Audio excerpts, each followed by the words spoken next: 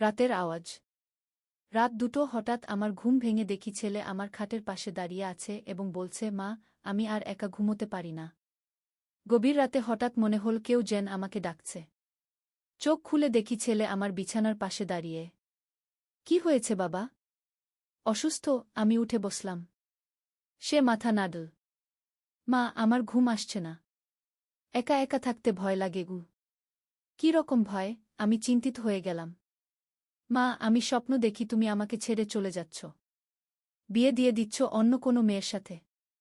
আমি একা হয়ে যাচ্ছি। কি? তার গলার স্বর কাঁপছিল। আমি তার মাথায় হাত বুলিয়ে বললাম, এসব কি ভাবিস?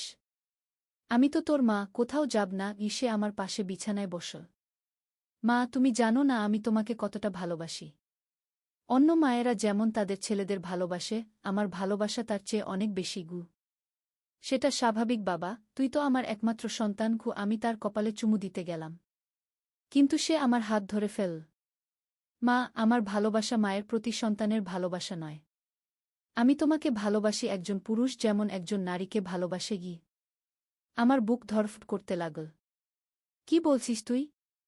মা, আমি তোমাকে বিয়ে করতে চাই। তুমি আমার স্ত্রী হও। আমরা একসাথে ঘুমোব, একসাথে থাকব। আমি তোমাকে খুশি রাখব। সুখদেব রাতের অন্ধকারে তার চোখ জ্বলজ্বল করছিল। এই গল্পটি সম্পূর্ণ শুনলে আপনাদের পানি অটোমেটিক বের হয়ে যাবে, সো যত দ্রুত সম্ভব হাতের কাছে টিস্যু নিয়ে বসে পড়ুন। বিছানার চাদর যেন নষ্ট না হয় সেটা সম্পূর্ণ খেয়াল রাখার অনুরোধ জানিয়ে গল্পটি এখন শুরু করব। তার আগে সর্বশেষ অনুরোধ, দয়া করে এমন পানি বের করার গল্প নিয়মিত শুনতে আমাদের চ্যানেলটি সকলেই সাবস্ক্রাইব করুন। ধন্যবাদ। হ্যালো বন্ধুরা, আমার নাম সুমিত্রা দাস। আমার বয়স ৩৯ বছর। আমার স্বামীর নাম সুদীপ দাস, বয়স ৫১ বছর। আমাদের ২ সন্তান, তন্বী আর রঞ্জন। তন্বী ২১ বছর বয়সী, বিশ্ববিদ্যালয়ে পড়ে। রঞ্জন ১৪ বছর বয়সী, স্কুলে যায়। আমার এই অদ্ভুত গল্পটি শুরু হয়েছিল গত মাসের একটি বৃষ্টির রাতে। সেদিন বৃষ্টি এত জোরে পড়ছিল যে বাইরে বের হওয়া একেবারেই অসম্ভব হয়ে পড়েছিল। স্বামী অফিসের কাজে ঢাকায় গিয়েছিলেন ৩ দিনের জন্যে। তন্বী তার বান্ধবীর বাড়িতে রাত কাটাতে গিয়েছিল। বাড়িতে শুধু আমি আর রঞ্জন। রাত ২টো হঠাৎ আমার ঘুম ভেঙে গেল। মনে হচ্ছিল কেউ যেন আমার নাম ধরে ডাকছে। চোখ খুলে দেখি রঞ্জন আমার বিছানার পাশে দাঁড়িয়ে আছে। তার মুখটা ফ্যাকাশে, চোখে একটা অদ্ভুত চাহনি। কি হয়েছে বাবা?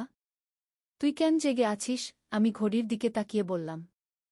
মা, আমার ভয় লাগছে। একা ঘুমোতে পারছি না। কি? তার গলার স্বর কেমন যেন কাঁপছিল। আমি উঠে বসে তার হাত ধরলাম। হাত বেশ ঠান্ডা। কি রকম ভয় বাবা? স্বপ্ন দেখেছিস নাকি? মা, আমার মনে হচ্ছে তুমি আমাকে ছেড়ে কোথাও চলে যাবে। আমি একা হয়ে যাব। সে আমার হাত শক্ত করে ধরে রাখল। এসব কি ভাবিস তুই? আমি কোথাও যাব না। আমি তার মাথায় হাত বুলিয়ে দিলাম।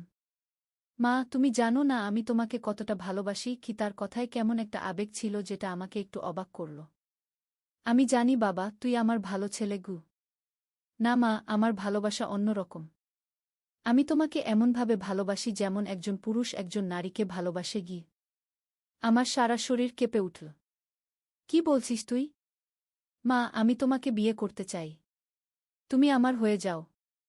আমরা একসাথে থাকব, একসাথে ঘুমোব গু। আমি হতবাক হয়ে গেলাম। এ কি বলছে আমার ছেলে? এত ছোট বয়সে এরকম কথা কিভাবে মাথায় আসল? রঞ্জন, তুই কি বলছিস জানিস? এসব কথা বলা ঠিক না গি। মা, আমি জানি এটা ভুল, কিন্তু আমি কিছুই করতে পারি না। আমার মন শুধু তোমাকেই চায়। এমন সময় হঠাৎ আমার মনে হল রঞ্জনের কথার মধ্যে কেমন যেন একটা কৃত্রিমতা আছে। তার চোখের দিকে ভালো করে তাকালাম। চোখে একটা অদ্ভুত ঝলক, যেটা আগে কখনো দেখিনি। রঞ্জন, তুই ঠিক আছিস তো? হঠাৎ সে হেসে উঠল। কিন্তু সেই হাসিটা আমার রঞ্জনের হাসি ছিল না। ভীষণ ভয়ানক এক হাসি। মা, আমি রঞ্জন নই গু। আমার রক্ত জমে গেল। তুই কে? আমি একটা জিন। তোমার ছেলের শরীর দখল করে নিয়েছি। আজ রাতে আমি তোমার সাথে গি। কিন্তু তার কথা শেষ হবার আগেই আমি চিৎকার করে উঠলাম। রঞ্জন! আমার রঞ্জন কোথায়? হঠাৎ সে আবার স্বাভাবিক হয়ে গেল। চোখে আগের সেই অদ্ভুত ঝলক নেই। মা, কি হল? তুমি কেন চিৎকার করছ? আমি তাকে শক্ত করে জড়িয়ে ধরলাম। তুই ঠিক আছিস? হ্যাঁ মা, আমি ঠিক আছি। কিন্তু আমার মনে হচ্ছে কেমন যেন একটা স্বপ্ন দেখেছি। খুব খারাপ স্বপ্ন। আমি বুঝলাম যে সত্যিই কোনো অশুভ শক্তি আমার ছেলের উপর প্রভাব বিস্তার করার চেষ্টা করছে। এটা নিয়ে আমাকে কিছু করতে হবে। পরের দিন সকালে আমি আমার মার কাছে ফোন করলাম। মা এসব বিষয়ে অভিজ্ঞ। তিনি বললেন, মেয়ে, এটা জিনের কাণ্ড। তোমার ছেলের উপর কোনো অশুভ আত্মা প্রভাব বিস্তার করার চেষ্টা করছে। কি করব মা? তুমি একটা জিনের ধরা পীরের কাছে যাও। তিনি এর সমাধান দেবেন। সেদিনই আমি রঞ্জনকে নিয়ে পীর সাহেবের কাছে গেলাম। পীর সাহেব রঞ্জনের দিকে তাকিয়ে বললেন, এর উপর একটা শক্তিশালী জিন ভর করেছে। এটা খুবই বিপজ্জনক। কিভাবে এটা হলো? আমি জানতে চাইলাম। তোমাদের বাড়িতে কোনো পুরনো জিনিস আছে যেটার মধ্যে জিন বাস করে? সেখান থেকে এটা তোমার ছেলেকে আক্রমণ করেছে। আমার মনে পড়ল আমাদের পুরনো আলমারিটার কথা। সেটা আমার দাদির আমল থেকে আছে। অনেক পুরনো। পীর সাহেব, সেই আলমারিটা কি করব? সেটা পুড়িয়ে ফেলতে হবে। আর তোমার ছেলেকে কিছু তাবিজ দিয়ে দিচ্ছি। এটা সাথে রাখবে। বাড়িতে ফিরে আমরা সেই পুরনো আলমারিটা বাইরে নিয়ে পুড়িয়ে ফেললাম। আলমারি পুড়তে থাকার সময় এক অদ্ভুত আওয়াজ শোনা গেল, যেন কেউ কান্নাকাটি করছে। সেই রাত থেকে রঞ্জনের সব সমস্যা দূর হয়ে গেল।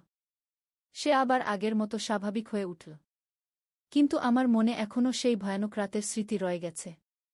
কিছুদিন পর পীর সাহেব আমাদের বাড়িতে এসে বললেন, সেই জিনটা আসলে তোমার দাদির আমল থেকেই সেই আলমারিতে বাস করত। তোমার দাদি নিয়মিত পূজাপাঠ করতেন বলে জিনটা কিছু করতে পারত না। কিন্তু এখন সে সুযোগ পেয়ে তোমার ছেলেকে আক্রমণ করেছিল। জিনটা কি চাইত? জিনটা চাইত তোমার পরিবারকে ধ্বংস করতে।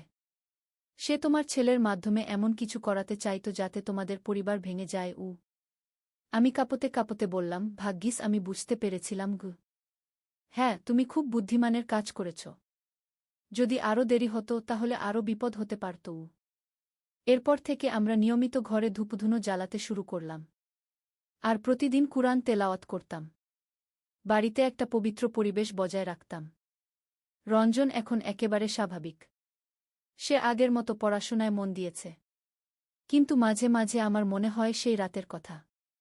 কত বড় বিপদ থেকে আমরা বেঁচে গিয়েছি। আমার স্বামী ঢাকা থেকে ফিরে এসব শুনে প্রথমে বিশ্বাস করেননি। কিন্তু পীর সাহেবের সাথে কথা বলে তিনিও মানতে বাধ্য হলেন। এসব জিনিস সত্যিই আছে, তিনি বললেন। আমরা সবাইকে সাবধান থাকতে হবে। আমার মা বললেন, আমি আগেই বলেছিলাম, পুরনো জিনিসগুলো ভালো করে পরিষ্কার না করে ব্যবহার করা উচিত নয়। এই ঘটনার পর থেকে আমি বুঝেছি যে আমাদের চারপাশে অনেক অদৃশ্য শক্তি রয়েছে। সেগুলো থেকে বাঁচতে হলে আমাদের ধর্মীয় অনুশাসন মেনে চলতে হবে। রঞ্জন এখন কলেজে পড়ে। খুবই মেধাবী ছেলে। কিন্তু সেই রাতের কথা আমরা কখনো আলোচনা করি না। সেটা আমাদের পরিবারের একটা গোপন অধ্যায় হয়ে রয়ে গেছে। তন্বী এখন বিবাহিত। তার স্বামী খুবই ভালো ছেলে। তারা আমাদের কাছেই থাকে। আমাদের পরিবারে এখন শান্তি। কিন্তু আমি জানি যে এই শান্তি রক্ষা করতে হলে আমাদের সবসময় সাবধান থাকতে হবে। অশুভ শক্তি যে কোনো সময় আবার আক্রমণ করতে পারে।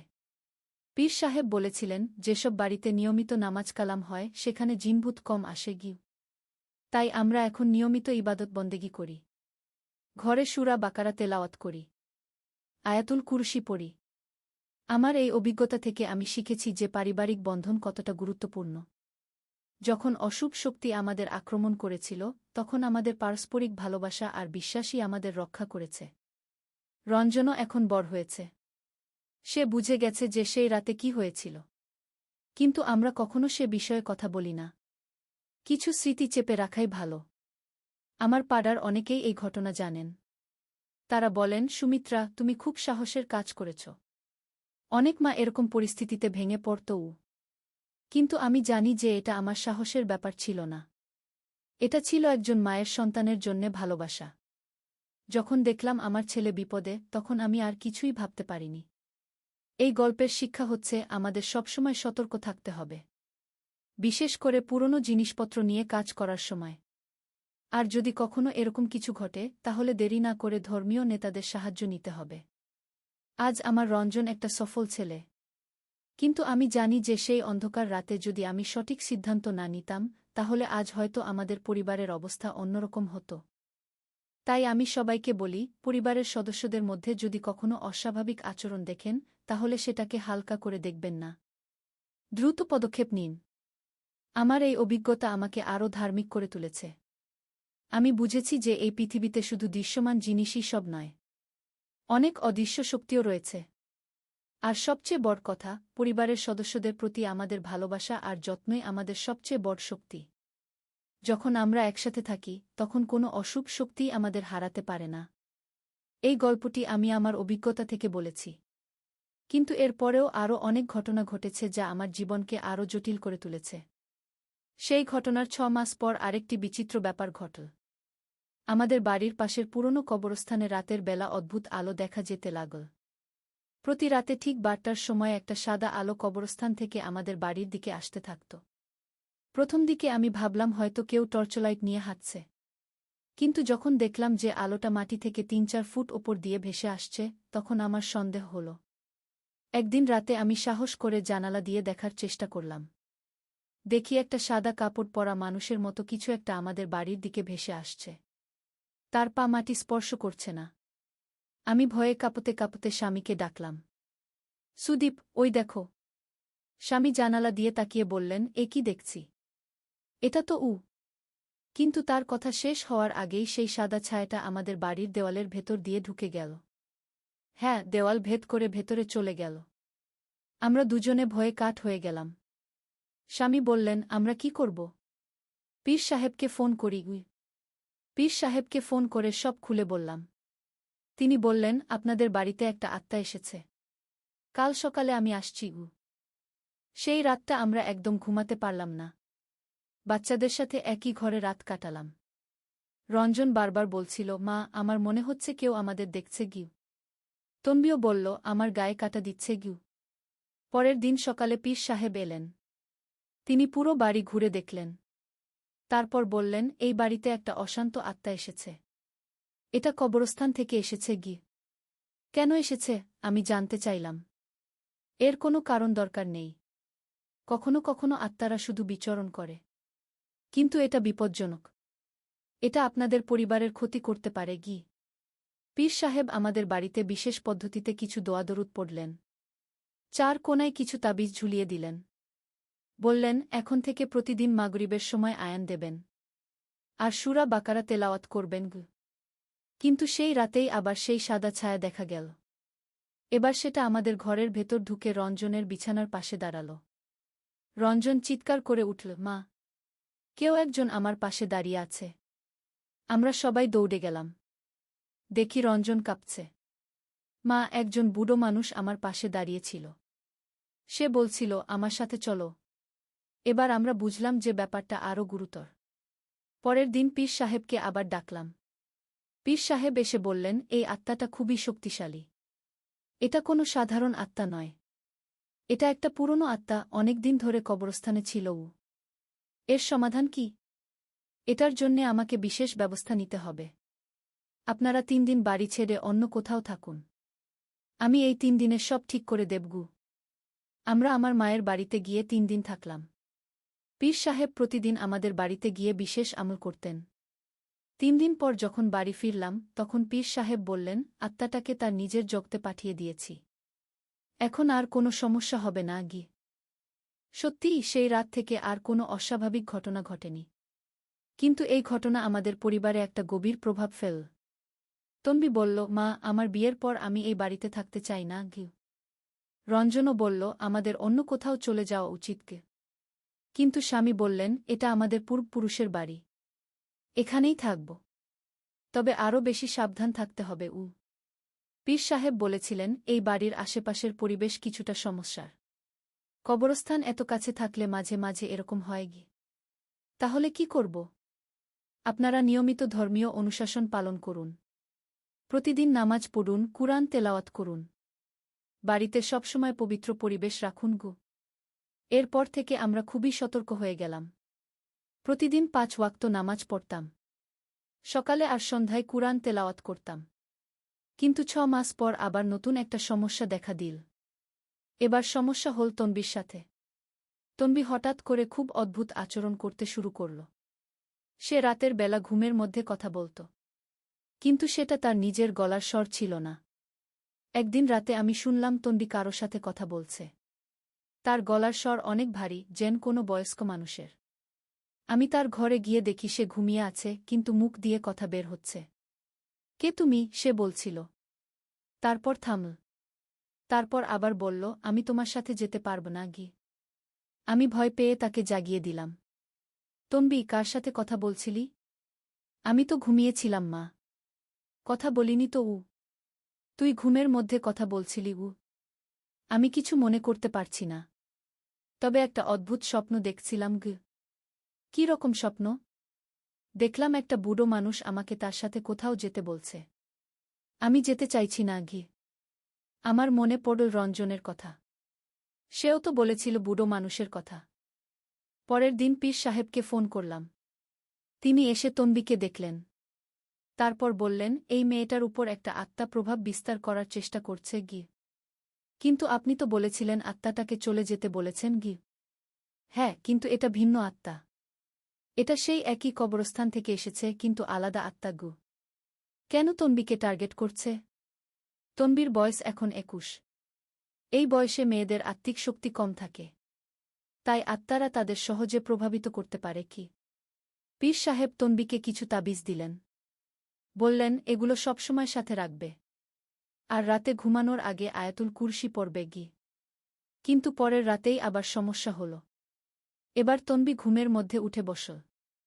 তার চোখ খোলা, কিন্তু সে ঘুমিয়ে আছে। আমি তাকে ডাকলাম, তনবি। সে আমার দিকে তাকালো, কিন্তু তার চোখে কোনো চেনা ভাব নেই। তারপর একটা অদ্ভুত গলায় বলল, আমি তনবি নই গি। আমার রক্ত জমে গেল। তুমি কে? আমি এই বাড়িতে থাকি বহু বছর ধরে উ। তুমি কি চাও? আমি এই মেয়েটাকে চাই। আমার সাথে নিয়ে যেতে চাই উ। আমি চিৎকার করে স্বামীকে ডাকলাম। স্বামী এসে দেখলেন তনবির অবস্থা। তনবি, আমার কথা শুনতে পাচ্ছিস? কিন্তু সে সেই অদ্ভুত গলায় বলল, সে আমার কথা শুনতে পায় না। আমি তার শরীর নিয়ন্ত্রণ করছি উ। স্বামী পীর সাহেবকে ফোন করলেন।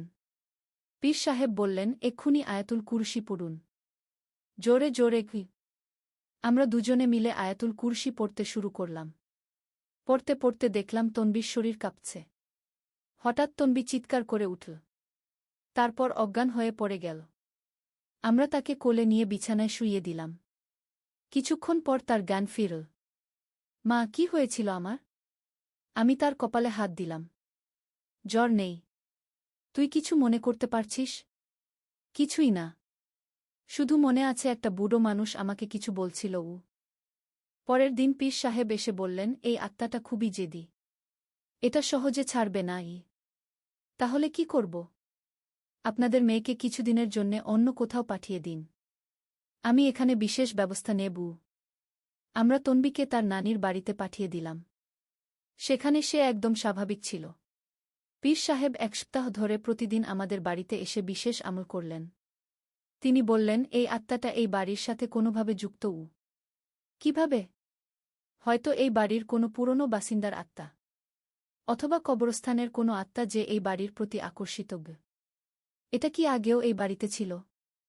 সম্ভবত। তবে আপনাদের পরিবারে ধর্মীয় পরিবেশ বেশি হওয়ায় আগে সক্রিয় ছিল না আগে। তাহলে এখন কেন সক্রিয় হল?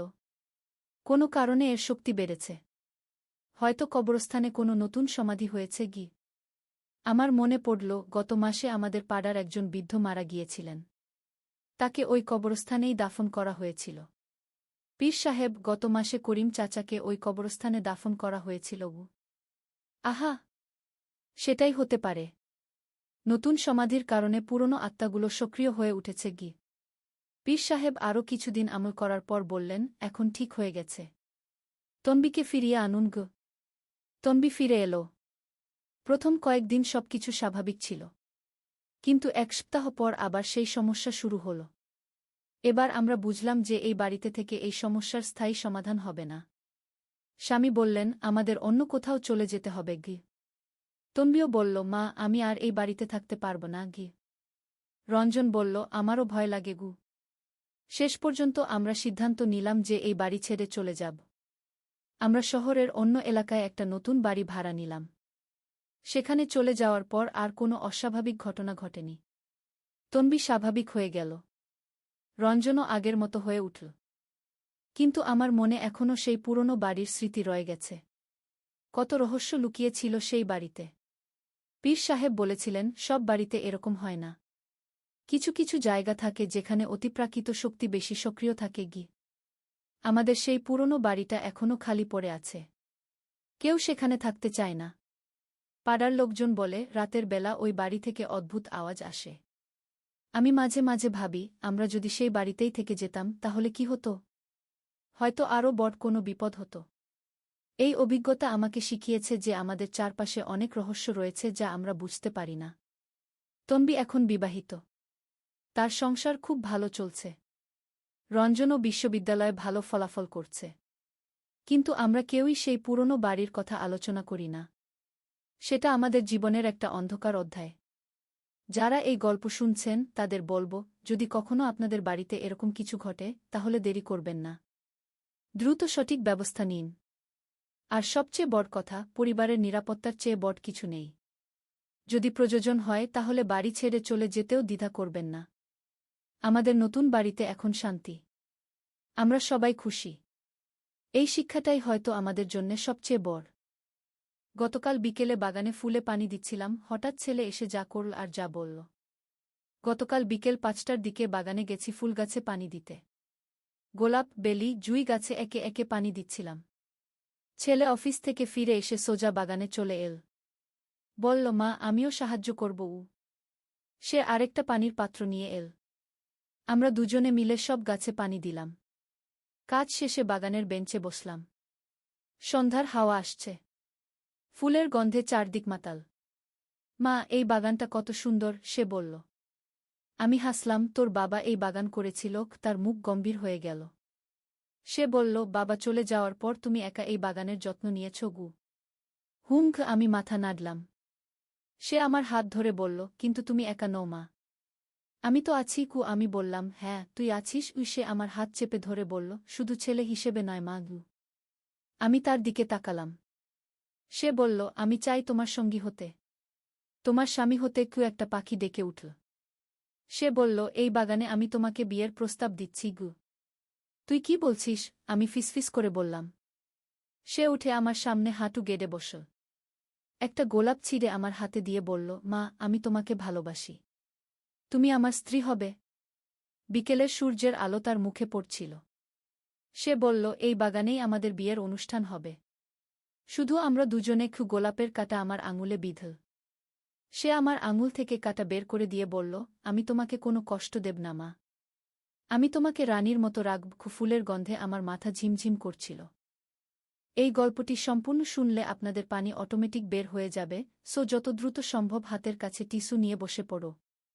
বিছানার চাদর যেন নষ্ট না হয় সেটা সম্পূর্ণ খেয়াল রাখার অনুরোধ জানিয়ে গল্পটি এখন শুরু করব। তার আগের সর্বশেষ অনুরোধ, দয়া করে এমন পানি বের করার গল্প নিয়মিত শুনতে আমাদের চ্যানেলটি সকলেই সাবস্ক্রাইব করুন। ধন্যবাদ। হ্যালো বন্ধুরা, আমার নাম মালতী সেন। আমার বয়স ৪১ বছর। আমার স্বামীর নাম রবীন্দ্র সেন, বয়স ৪৬ বছর। আমাদের ২ সন্তান। সৌরভ আমাকে জড়িয়ে ধরল। ধন্যবাদ মা। আমি তোমাকে খুব সুখী রাখব। কিন্তু হঠাৎ করেই পূর্ণিমা ঘরে ঢুকে পড়ল। মা, দাদা, তোমরা কি করছ? আমরা তাড়াতাড়ি আলাদা হয়ে গেলাম। সৌরভ বলল, কিছু না। মা একটু কান্নাকাটি করছিল। আমি সান্ত্বনা দিচ্ছিলাম। কেন কাঁদছিলে মা? পূর্ণিমা জিজ্ঞেস করল। বাবার কথা মনে পড়েছিল। আমি বললাম। ওহ মা, তুমি কেঁদো না। দাদা তো আছে তোমার যত্ন নেওয়ার জন্য। পূর্ণিমা বলল। হ্যাঁ, আমি আছি। সৌরভ বলল।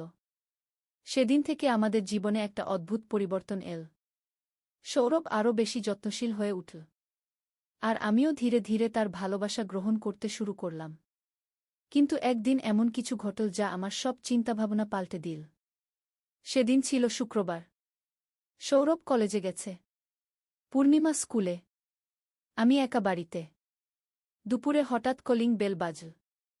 দরজা খুলে দেখি আমার প্রতিবেশী রুমা আন্টি। কেমন আছ মালতী? তিনি বললেন। ভালো আছি। আসুন আমি বললাম।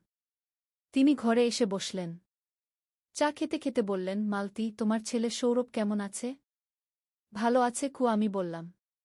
শুনেছি সে তোমার খুব যত্ন নেয় তিনি বললেন। হ্যাঁ, নেয় আমি বললাম। কিন্তু মালতী তিনি একটু থামলেন। তারপর বললেন, আমি একটা কথা বলবো। মনে রাখবে না আগে? কি কথা? আমি জিজ্ঞেস করলাম। সৌরভ কি তোমার সাথে একটু? মানে কি? তিনি ইতস্তত করলেন। কি বলতে চাইছেন? আমি বললাম। আমি দেখেছি সে তোমার সাথে অন্য রকম আচরণ করে।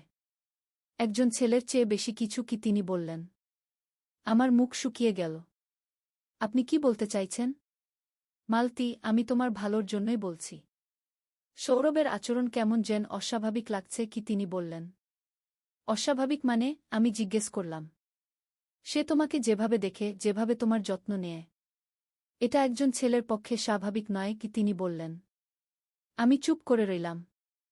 রুমা আন্টি আরও বললেন, মালতী, তুমি সাবধান থেকো। কখনো কখনো ছেলেরা মায়ের প্রতি অস্বাভাবিক আকর্ষণ অনুভব করে। এটা একটা মানসিক সমস্যা কি? আপনি কি বলছেন? আমি অবাক হয়ে বললাম। আমি শুনেছি এরকম হয়। বিশেষ করে বাবা মারা গেলে ছেলেরা মায়ের প্রতি নির্ভরশীল হয়ে পড়ে। আর এই নির্ভরশীলতা কখনো কখনো ভুল পথে চলে যায় তিনি বললেন। আমি কিছু বলতে পারছিলাম না। রুমা আন্টি চলে যাওয়ার পর আমি ভাবতে শুরু করলাম। তিনি কি ঠিক বলেছেন? সৌরভের আচরণ কি সত্যিই অস্বাভাবিক? আমি কি ভুল করছি? সন্ধেবেলা সৌরভ ফিরে এল। আমাকে দেখে বলল, মা, তুমি চুপচাপ কেন? কিছু না ঘিয়ে আমি বললাম। মা, তুমি কি আমার উপর রাগ আছো? সে জিজ্ঞেস করল। না ঘিয়ে আমি বললাম। কিন্তু সৌরভ বুঝতে পারল আমার মন ভালো নেই। সে আমার কাছে এসে বসল। মা, কি হয়েছে? আমাকে বলো। সে বলল। সৌরভ আমি একটু থামলাম। তারপর বললাম, আমাদের এই সম্পর্ক কি ঠিক? কেন? কি সমস্যা? সে জিজ্ঞেস করল। লোকে কি বলবে? আমি বললাম। কে কি বলেছে? সে গম্ভীর হয়ে জিজ্ঞেস করল। রুমা আন্টি আজ এসেছিল। তিনি বলেছেন তোর আচরণ অস্বাভাবিক আমি বললাম। সৌরভের মুখ রাগে লাল হয়ে গেল। সে কি বলেছে? বলেছে তুই আমার সাথে একজন ছেলের মতো আচরণ করিস না আমি বললাম। আর তুমি তার কথা বিশ্বাস করেছ? সে রাগত গলায় বলল। আমি জানি না আমি বললাম। মা, তুমি আমাকে বিশ্বাস কর না? সে বলল। করি। কিন্তু আমি থামলাম। কিন্তু কি? সে জিজ্ঞেস করল। আমরা কি সত্যিই এটা করতে পারি? আমি জিজ্ঞেস করলাম। সৌরভ আমার হাত ধরল। মা, আমি তোমাকে ভালোবাসি। এটাই আসল। বাকি সব মিথ্যা কিন্তু সমাজ আমি বলতে শুরু করলাম। সমাজ কি করবে? আমরা তো কাউকে বলছি না। সে বলল। আমি চুপ করে রইলাম। সৌরভ আরও বলল, মা, তুমি কি আমাকে ভালোবাসো না? ভালোবাসি আমি বললাম। তাহলে আর কিছু ভেব না। আমরা দুজনে খুশি থাকব সে বলল। কিন্তু আমার মন শান্ত হচ্ছিল না। রুমা আন্টির কথাগুলো বারবার মনে আসছিল। রাতে খাওয়ার সময় পূর্ণিমা বলল, মা, তুমি কেন এত চুপচাপ আছো? কিছু না আমি বললাম। মা, তুমি কি অসুস্থ? সে জিজ্ঞেস করল। না, ভালো আছি আমি বললাম। সৌরভ বলল, পূর্ণিমা, মা একটু চিন্তিত। কিছুদিন পর ভালো হয়ে যাবে রাতে ঘুমানোর সময় সৌরভ আমার ঘরে এল। মা, আমি তোমার সাথে থাকব। না, তুই তোর ঘরে যা আমি বললাম। কেন? তুমি কি আমাকে চাও না? সে বলল। এটা ঠিক নয় আমি বললাম। কেন ঠিক নয়? আমরা তো সিদ্ধান্ত নিয়েছি সে বলল। আমি আর পারছি না সৌরভ আমি বললাম। কেন? কি হয়েছে? সে জিজ্ঞেস করল। আমি ভয় পাচ্ছি আমি বললাম। কিসের ভয়? সে বলল। লোকে জানতে পারলে কি হবে? আমি বললাম। কেউ জানতে পারবে না সে বলল।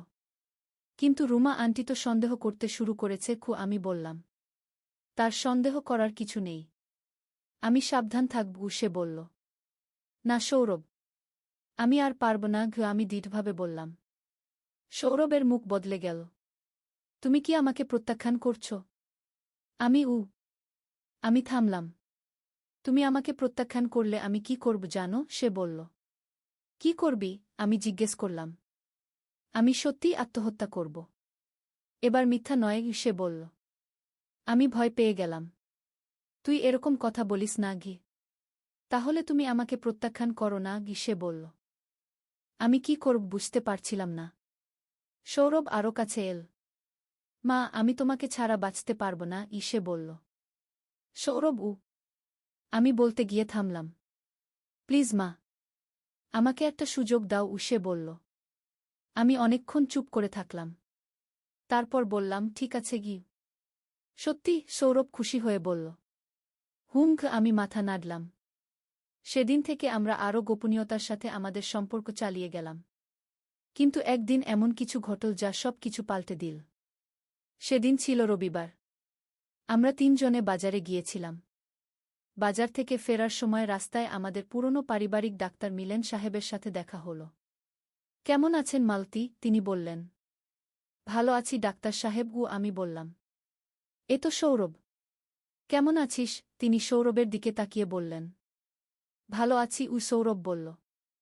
আর এই যে পূর্ণিমা। কত বড় হয়েছে? ডাক্তার সাহেব বললেন। আমরা কিছুক্ষণ কথা বললাম। তারপর ডাক্তার সাহেব বললেন, মালতী, আমি তোমাকে একটা কথা বলব। বলুন। আমি বললাম। সৌরভ, তুই একটু দূরে যা। আমি তোর মার সাথে একটা কথা বলব। তিনি সৌরভকে বললেন। সৌরভ একটু দূরে গিয়ে পূর্ণিমার সাথে দাঁড়াল। ডাক্তার সাহেব আমার কাছে এসে বললেন, মালতী, সৌরভের ব্যাপারে আমি চিন্তিত। কেন? আমি জিজ্ঞেস করলাম। আমি লক্ষ্য করেছি সে তোমার প্রতি একটু বেশি আসক্ত। এটা স্বাভাবিক নয় কি? তিনি বললেন। আমার বুকের ভেতরে ধড়ফড় করতে শুরু করল। তুমি একবার তাকে আমার কাছে নিয়ে এসো। আমি পরীক্ষা করব, তিনি বললেন। কি পরীক্ষা? আমি জিজ্ঞেস করলাম। মানসিক অবস্থার পরীক্ষা। বাবা মারা যাওয়ার পর অনেক ছেলেই এরকম সমস্যায় পড়ে, তিনি বললেন। কি সমস্যা? আমি জিজ্ঞেস করলাম। অয়েডিপাস কমপ্লেক্স। এটা একটা মানসিক রোগ। এতে ছেলেরা মায়ের প্রতি রোমান্টিক অনুভূতি পোষণ করে, তিনি বললেন। আমার মাথা ঝিমঝিম করতে শুরু করল। মালতী, তুমি কি ঠিক আছো? ডাক্তার সাহেব জিজ্ঞেস করলেন। আমি ঠিক আছি, আমি বললাম। তুমি সৌরভকে নিয়ে আগামী সপ্তাহে আমার কাছে এসো। আমি তার চিকিৎসার ব্যবস্থা করব, তিনি বললেন। বাড়িতে ফিরে আমি ভাবতে শুরু করলাম। ডাক্তার সাহেব যা বলেছেন সেটা কি সত্যি? সৌরভের কি সত্যিই কোনো মানসিক সমস্যা আছে? আর আমি কি করেছি? আমি কি একটা অসুস্থ ছেলের সাথে ভুল কাজ করেছি? সেদিন রাতে সৌরভ আমার কাছে এল। মা, ডাক্তার সাহেব তোমাকে কি বলেছিল? কিছু না আমি বললাম। মা, তুমি আমার কাছে সত্য কথা বলো, সে বলল। আমি কিছুক্ষণ চুপ করে থাকলাম। তারপর বললাম, সৌরভ, তুই কি আমাকে সত্যিই ভালোবাসিস? অবশ্যই। আমি তোমাকে খুব ভালোবাসি, সে বলল। কিন্তু এই ভালোবাসা কি ঠিক? আমি জিজ্ঞেস করলাম। কেন ঠিক নয়? সে বলল। ডাক্তার সাহেব বলেছেন এটা একটা মানসিক সমস্যা। কি? আমি বললাম। সৌরভের মুখ রাগে লাল হয়ে গেল। তিনি কি বলেছেন? বলেছেন তোর অয়েডিপাস কমপ্লেক্স হয়েছে। আমি বললাম। এটা মিথ্যা, সৌরভ চিৎকার করে বলল। তিনি বলেছেন তোর চিকিৎসা প্রয়োজন। আমি বললাম। আমার কোনো চিকিৎসা প্রয়োজন নেই। আমি সুস্থ আছি, সে বলল। কিন্তু সৌরভ, আমি বলতে শুরু করলাম। না, আমি কারো কাছে যাব না, সে রাগত গলায় বলল। তুই যেতেই হবে। আমি দৃঢ়ভাবে বললাম। তুমি কি আমাকে পাগল বানাতে চাও? সে বলল। আমি তোর ভালো চাই, আমি বললাম। তাহলে আমাকে ডাক্তারের কাছে নিয়ে যেও না, সে বলল। আমি নিয়ে যাব, আমি বললাম। সৌরভ আর কিছু বলল না। সে চলে গেল। পরদিন সকালে উঠে দেখি সৌরভ বাড়িতে নেই। তার ঘরে গিয়ে দেখি সে তার সব জামাকাপড় নিয়ে চলে গেছে। পূর্ণিমা জিজ্ঞেস করল, মা, দাদা কোথায়? সে একটু কাজে গেছে, আমি বললাম। কিন্তু সৌরভ আর ফিরে এল না। পুরো দিন কেটে গেল। রাতে এল না। পরদিনও এল না। আমি খুব চিন্তিত হয়ে পড়লাম। সে কোথায় গেছে? কি করছে? তৃতীয় দিনে আমি সিদ্ধান্ত নিলাম সৌরভকে খুঁজতে বের হব। কিন্তু কোথায় খুঁজব? সেদিন সন্ধেবেলা হঠাৎ দরজায় কলিং বেল বাজল। দরজা খুলে দেখি পুলিশ। আপনি মালতী সেন? একজন পুলিশ জিজ্ঞেস করল।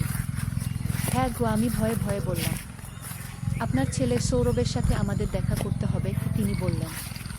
কেন, কি হয়েছে? আমি জিজ্ঞেস করলাম। তিনি একটা হোটেলে থাকছেন, আর সেখানে কিছু অপ্রাপ্তবয়স্ক মেয়েদের নিয়ে অবৈধ কাজ করছেন, পুলিশ বলল। আমার মাথায় বজ্রাঘাত হলো। আপনি কি বলছেন? আপনি আমাদের সাথে আসুন, তাকে বোঝাতে হবে, পুলিশ বলল। আমি পূর্ণিমাকে প্রতিবেশীর কাছে রেখে পুলিশের সাথে গেলাম। হোটেলে পৌঁছে দেখি সৌরভ হাতকড়া পরা অবস্থায় বসে আছে, আর তার সাথে 3টি কিশোরী মেয়ে। আমাকে দেখে সৌরভ বলল, মা আমি কিছু করিনি। কিন্তু পুলিশ বলল তিনি এই মেয়েদের দিয়ে পতিতাবৃত্তি করাচ্ছেন। আমি হতভম্ব হয়ে গেলাম। এটা কি সেই সৌরভ যে আমাকে এত ভালোবাসে? সৌরভ, তুই এমন করলি কেন? আমি কাঁদতে কাঁদতে বললাম। মা, আমি তোমাকে ভুলে যেতে চেয়েছিলাম, কিন্তু পারিনি। সে বলল, তাই বলে এমন কাজ? আমি বললাম, আমি জানতাম তুমি আমাকে ডাক্তারের কাছে নিয়ে যাবে, আর সেখানে আমাকে পাগল বানানো হবে। সে বলল। পুলিশ বলল, আপনার ছেলে একটা অপরাধী, তাকে জেলে যেতে হবে। আমি মন থেকে বুঝতে পারলাম যে সৌরভ সত্যিই মানসিকভাবে অসুস্থ। তার ভালোবাসা আসলে একটা রোগ ছিল। আমি ভুল করেছিলাম। আমার উচিত ছিল প্রথমেই ডাক্তারের কাছে নিয়ে যাওয়া। এখন অনেক দেরি হয়ে গেছে। সৌরভ জেলে যাবে, আর আমাকে সারা জীবন এই অপরাধবোধ নিয়ে বাঁচতে হবে। আমি বুঝতে পারলাম যে প্রেম আর অসুস্থতার মধ্যে অনেক সময় পার্থক্য করা কঠিন, কিন্তু আমাদের উচিত সর্বদা সতর্ক থাকা। আমার গল্পটা এখানেই শেষ। একটা ভুল সিদ্ধান্তের কারণে আমাদের পুরো পরিবার নষ্ট হয়ে গেছে, কিন্তু জীবন থেমে থাকে না। আমাকে এখন পূর্ণিমাকে নিয়ে নতুন করে বাঁচতে শুরু করতে হবে, আর সৌরভের জন্য প্রার্থনা করতে হবে যেন সে সুস্থ হয়ে ওঠে। এই ছিল আমার জীবনের সবচেয়ে কঠিন অভিজ্ঞতা। আশা করি আপনারা আমার ভুল থেকে শিক্ষা নেবেন। যদি কখনো আপনাদের পরিবারে এরকম কিছু দেখেন, তাহলে দেরি না করে বিশেষজ্ঞ ডাক্তারের সাথে যোগাযোগ করবেন। ভালো থাকবেন সবাই। বর পূর্ণিমা।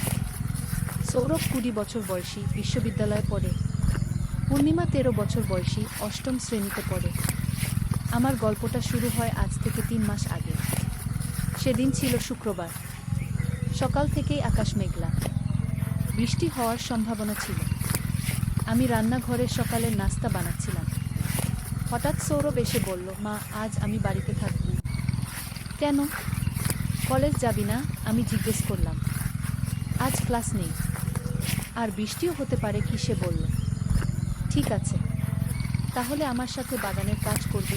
আমি বললাম। সৌরভ মাথা নেড়ে রাজি হয়ে গেল। সকালের নাস্তার পর আমরা বাগানে গেলাম। আমাদের বাগানটা খুবই সুন্দর। আমার স্বামী রবীন্দ্র বাগান করতে খুব ভালোবাসত।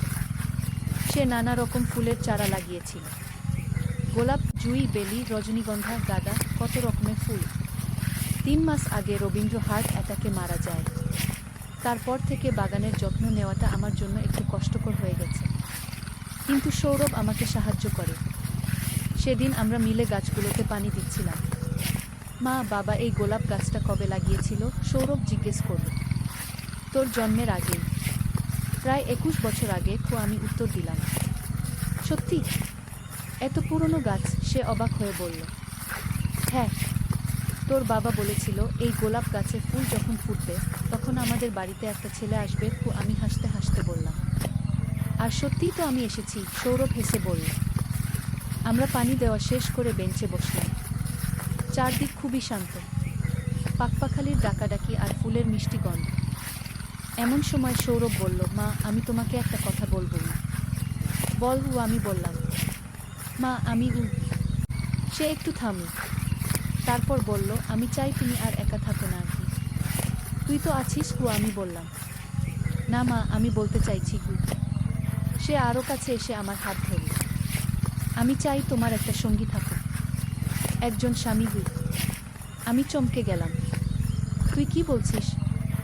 মা, আমি জানি এটা অদ্ভুত লাগতে পারে, কিন্তু আমি চাই তুমি খুশি থাকো, তোমার একজন সঙ্গী থাকুক। সে গম্ভীর গলায় বলল, কিন্তু মা, আমি তোমাকে ভালোবাসি, তুমি আমার সব কিছু। আমি চাই না তুমি একা কষ্ট কর। সে বলল, এই সময় আকাশে হালকা বজ্রপাত হলো। মনে হলো বৃষ্টি শুরু হয়ে যাবে। আমরা তাড়াতাড়ি বাড়িতে ঢুকে পড়লাম। ঘরে ঢুকে আমি ভাবতে শুরু করলাম, সৌরভ কি বোঝাতে চাইছিল? সে কি চায় আমি আবার বিয়ে করি? কিন্তু কার সাথে? আর আমার বয়সেও কেউ বিয়ে করবে কি না তা নিয়ে সন্দেহ ছিল। বিকেলে বৃষ্টি শুরু হলো। আমি বসে বসে বৃষ্টি দেখছিলাম। সৌরভ এসে আমার পাশে বসল। মা, আজ সকালে যা বলেছিলাম সেটা নিয়ে ভাবছো? সে জিজ্ঞেস করল। আমি মাথা নাড়লাম। মা, আমি একটা সিদ্ধান্ত নিয়েছি, ও সে বলল। কি সিদ্ধান্ত? আমি নিজেই তোমার স্বামী হব, সে বলল। আমি তো হতবাক। তুই কি বলছিস? তুই আমার ছেলে। না মা, আমি শুধু তোমার ছেলে নই, আমি তোমাকে ভালোবাসি একজন পুরুষ হিসেবে, কি সে বলল। এটা কি বলছিস তুই? এটা অসম্ভব, আমি চিৎকার করে বললাম। কিছুই অসম্ভব নয় মা, আমি তোমাকে রানীর মতো রাখব, তোমাকে সব সুখ দেব, সে বলল। আমি উঠে চলে গেলাম, কিন্তু সৌরভও আমার পিছু পিছু এল। মা থামো, আমার কথা শোনো, সে বলল। আমি তোর কোনো কথা শুনব না। তুই পাগল হয়ে গেছিস, আমি রাগত গলায় বললাম। না মা, আমি পাগল হইনি, আমি খুব ভেবে চিন্তে এই সিদ্ধান্ত নিয়েছি, সে বলল। রাতে খাওয়ার সময় আমরা কেউই কোনো কথা বললাম না। পূর্ণিমা জিজ্ঞেস করল, মা তুমি আর দাদা কেন চুপচাপ আছো? কিছু না গিয়ে আমি বললাম। খাওয়ার পর আমি ঘরে গিয়ে শুয়ে পড়লাম, কিন্তু ঘুম আসছিল না। সৌরভের কথাগুলো বারবার মনে আসছিল। পরদিন সকালে উঠে দেখি সৌরভ রান্নাঘরে চা বানাচ্ছে। আমাকে দেখে বলল, মা চা নাও। আমি চা খাব না, আমি বললাম। মা তুমি আমার উপর রাগ করেছো? সে জিজ্ঞেস করল।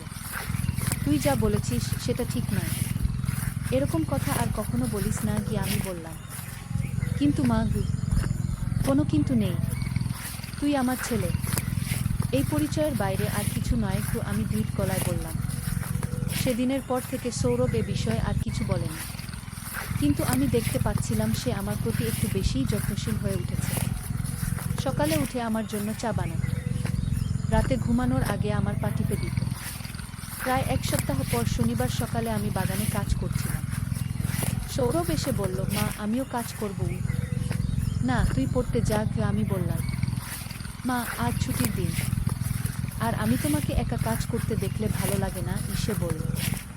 আমি কিছু বললাম না। সে এসে আমাকে সাহায্য করতে শুরু করল। কাজ করতে করতে সে বলল, মা তুমি কি আমাকে ক্ষমা করেছ? কিসের জন্য? আমি জিজ্ঞেস করলাম।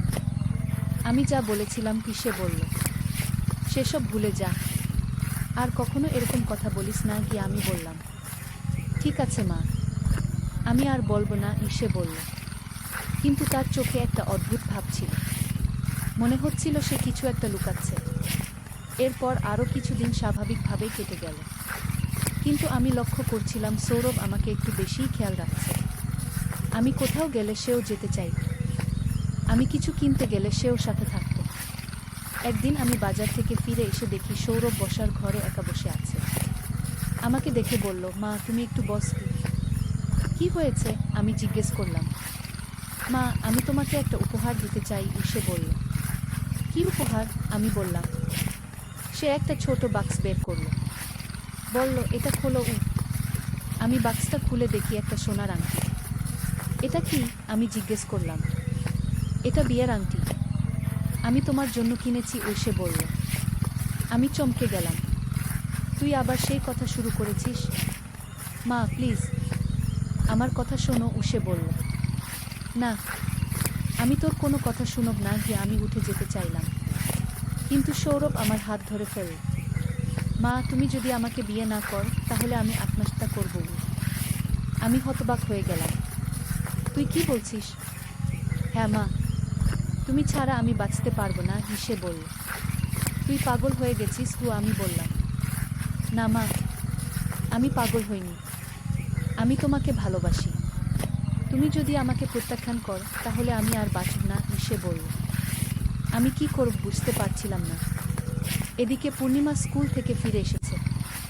সে আমাদের দেখে জিজ্ঞেস করল, কি হয়েছে? কিছু না, আমি বললাম। রাতে খাওয়ার সময় সৌরভ আর স্বাভাবিক হয়ে গেল। কিন্তু আমি দেখতে পাচ্ছিলাম তার চোখে একটা অদ্ভুত ভাব। খাওয়ার পর আমি রান্নাঘরে থালা বাসন ধুচ্ছিলাম। সৌরভ এসে বলল, মা আমি থালা ধুয়ে দিচ্ছি গু। না দরকার নেই গিয়ে আমি বললাম। মা আমাকে তোমার সেবা করতে দাও সে বলল। তুই পড়তে যা গিয়ে আমি বললাম। কিন্তু সে চলে গেল না, আমার পাশেই দাঁড়িয়ে থাকে। আমি কাজ শেষ করে ঘরে যেতে চাইলে সে আমার হাত ধরল। মা আমি যা বলেছি সেটা নিয়ে ভাবো সে বলল। আমি কিছু ভাবব না, তুই এসব পাগলামি ছাড় আমি বললাম। মা এটা পাগলামি নয়, এটা ভালোবাসা সে বলল।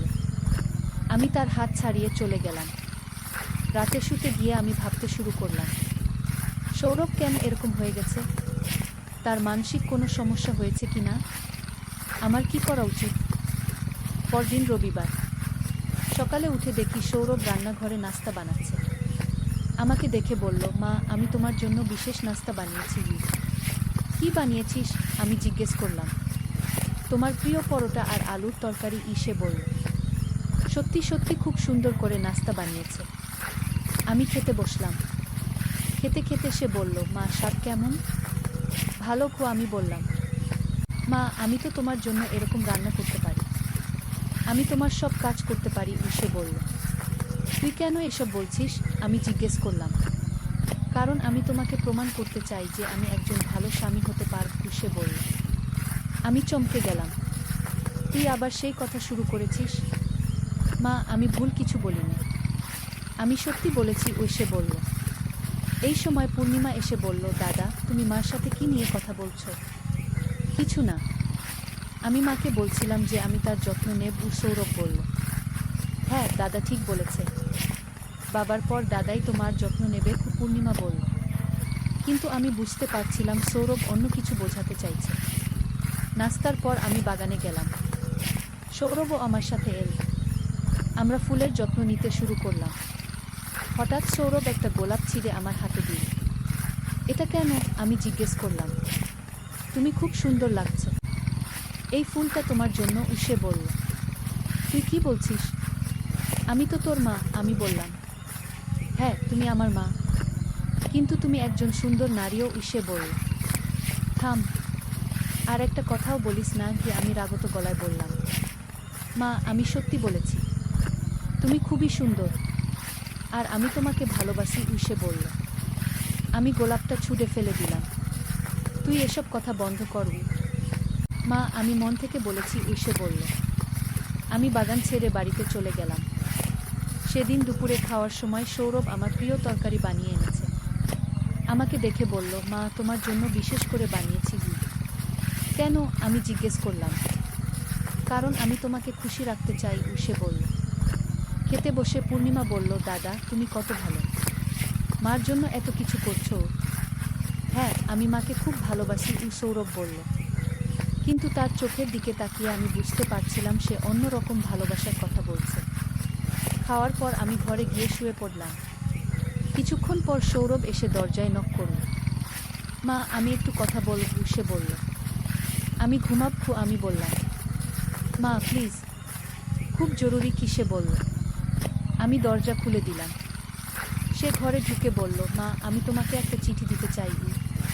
কি চিঠি? আমি জিজ্ঞেস করলাম। আমার মনের কথা লিখেছি সে একটা খাম বের করে আমার হাতে দিল। আমি খামটা নিলাম। সৌরভ বলল, মা এটা পড়ো, সব কিছু বুঝতে পারবে আমি এটা পড়ব না গিয়ে আমি বললাম। মা প্লিজ একবার পড়ে দেখো সে বলল। আমি খামটা ছুঁড়ে ফেলে দিলাম। তুই এসব পাগলামি বন্ধ করবি। মা এটা পাগলামি নয়, এটা আমার সত্যিকারের অনুভূতি সে বলল। তুই আমার ছেলে, তোর এসব অনুভূতি থাকা উচিত নয় আমি বললাম। কেন উচিত নয়? আমি তো একজন পুরুষ, আর তুমি একজন নারী সে বলল। কারণ আমি তোর মা। আমি চিৎকার করে বললাম। মা তুমি রাগ করো না, আমি শুধু তোমাকে বুঝাতে চাইছি সে বলল। আমি ঘর থেকে বেরিয়ে গেলাম, কিন্তু সৌরভ আমার পিছু নিল। মা তুমি আমার কাছ থেকে পালিয়ে যেও না সে বলল। আমি কোথাও পালাচ্ছি না, কিন্তু তোর সাথে এ বিষয়ে আর কোনো কথা বলবো না আমি বললাম। ঠিক আছে মা, আমি আর জোর করব না। কিন্তু আমার চিঠিটা পড়ো ও সে বলল। আমি কিছু বললাম না। সন্ধেবেলা আমি রান্নাঘরে রাতের খাবার বানাচ্ছিলাম। সৌরভ এসে বলল, মা আমি সাহায্য করব। না দরকার নেই গিয়ে আমি বললাম। কিন্তু সে চলে গেল না, আমার পাশে দাঁড়িয়ে থাকল। আমি কাজ করতে থাকলাম। মা তুমি আমার উপর খুব রাগ আছো? সে জিজ্ঞেস করল। আমি রাগ করিনি, কিন্তু তুই যা বলছিস সেটা ভুল। আমি বললাম। কেন ভুল? আমি তো তোমাকে ভালোবাসি। সে বলল। এভাবে ভালোবাসা ভুল? আমি বললাম। কিন্তু প্রেম তো কোনো নিয়ম মানে না। সে বলল। এটা প্রেম নয়, এটা অসুস্থতা। আমি বললাম। না মা, আমি অসুস্থ নই, আমি খুব ভালো আছি। সে বলল। রাতে খাওয়ার সময় পূর্ণিমা বলল, মা তুমি আজ খুব চুপচাপ আছো। কিছু না, একটু মাথা ব্যথা। আমি বললাম। দাদা মার মাথা ব্যথার জন্য ওষুধ আনো। পূর্ণিমা বলল। হ্যাঁ আমি আনব। সৌরভ বলল। খাওয়ার পর সৌরভ সত্যিই ওষুধ নিয়ে এল। মা এই ওষুধ খাও। দরকার নেই কি? আমি বললাম। মা প্লিজ খাও, আমি তোমাকে কষ্টে দেখতে পারি না। সে বলল। আমি ওষুধ খেলাম। সৌরভ বলল, এখন ভালো ঘুম হবে।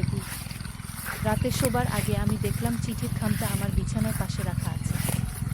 নিশ্চয়ই সৌরভ রেখে গেছে। আমি প্রথমে চিঠিটা না পড়ার সিদ্ধান্ত নিলাম, কিন্তু কৌতূহল সামলাতে পারলাম না। শেষে খাম খুলে পড়তে শুরু করলাম। চিঠিতে লেখা, প্রিয় মা, আমি জানি তুমি আমার এই চিঠি পড়তে চাও না, কিন্তু আমার মনের কথা তোমাকে জানাতেই হবে। আমি তোমাকে শুধু মা হিসেবে নয়, একজন নারী হিসেবে ভালোবাসি। তুমি খুবই সুন্দর, তোমার চোখ দুটো, তোমার হাসি, সব কিছুই আমার খুব ভালো লাগে। বাবা মারা যাওয়ার পর আমি বুঝতে পেরেছি তুমি কত একা। আমি চাই না তুমি একা থাকো। আমি চাই তোমার পাশে থেকে তোমার যত্ন নিতে, একজন স্বামী হিসেবে। আমি জানি এটা অদ্ভুত শোনাচ্ছে, কিন্তু আমার ভালোবাসা সত্যিকারের। আমি তোমাকে খুশি রাখতে পারবো, তোমাকে সব সুখ দিতে পারবো। তুমি যদি আমার প্রস্তাব গ্রহণ কর, তাহলে আমি তোমাকে পৃথিবীর সবচেয়ে সুখী নারী বানাব। আর যদি প্রত্যাখ্যান কর, তাহলে আমি এই পৃথিবী থেকে চলে যাব। তুমি আমার সব কিছু, তোমাকে ছাড়া আমি বাঁচতে পারবো না। তোমার প্রিয় সৌরভ। চিঠি পড়ে আমার হাত কাঁপতে শুরু করল। সৌরভ কি করতে চাইছে? এটা কি সত্যিই সম্ভব? সারা রাত আমার ঘুম হলো না, ভাবতে থাকলাম সৌরভের কথাগুলো।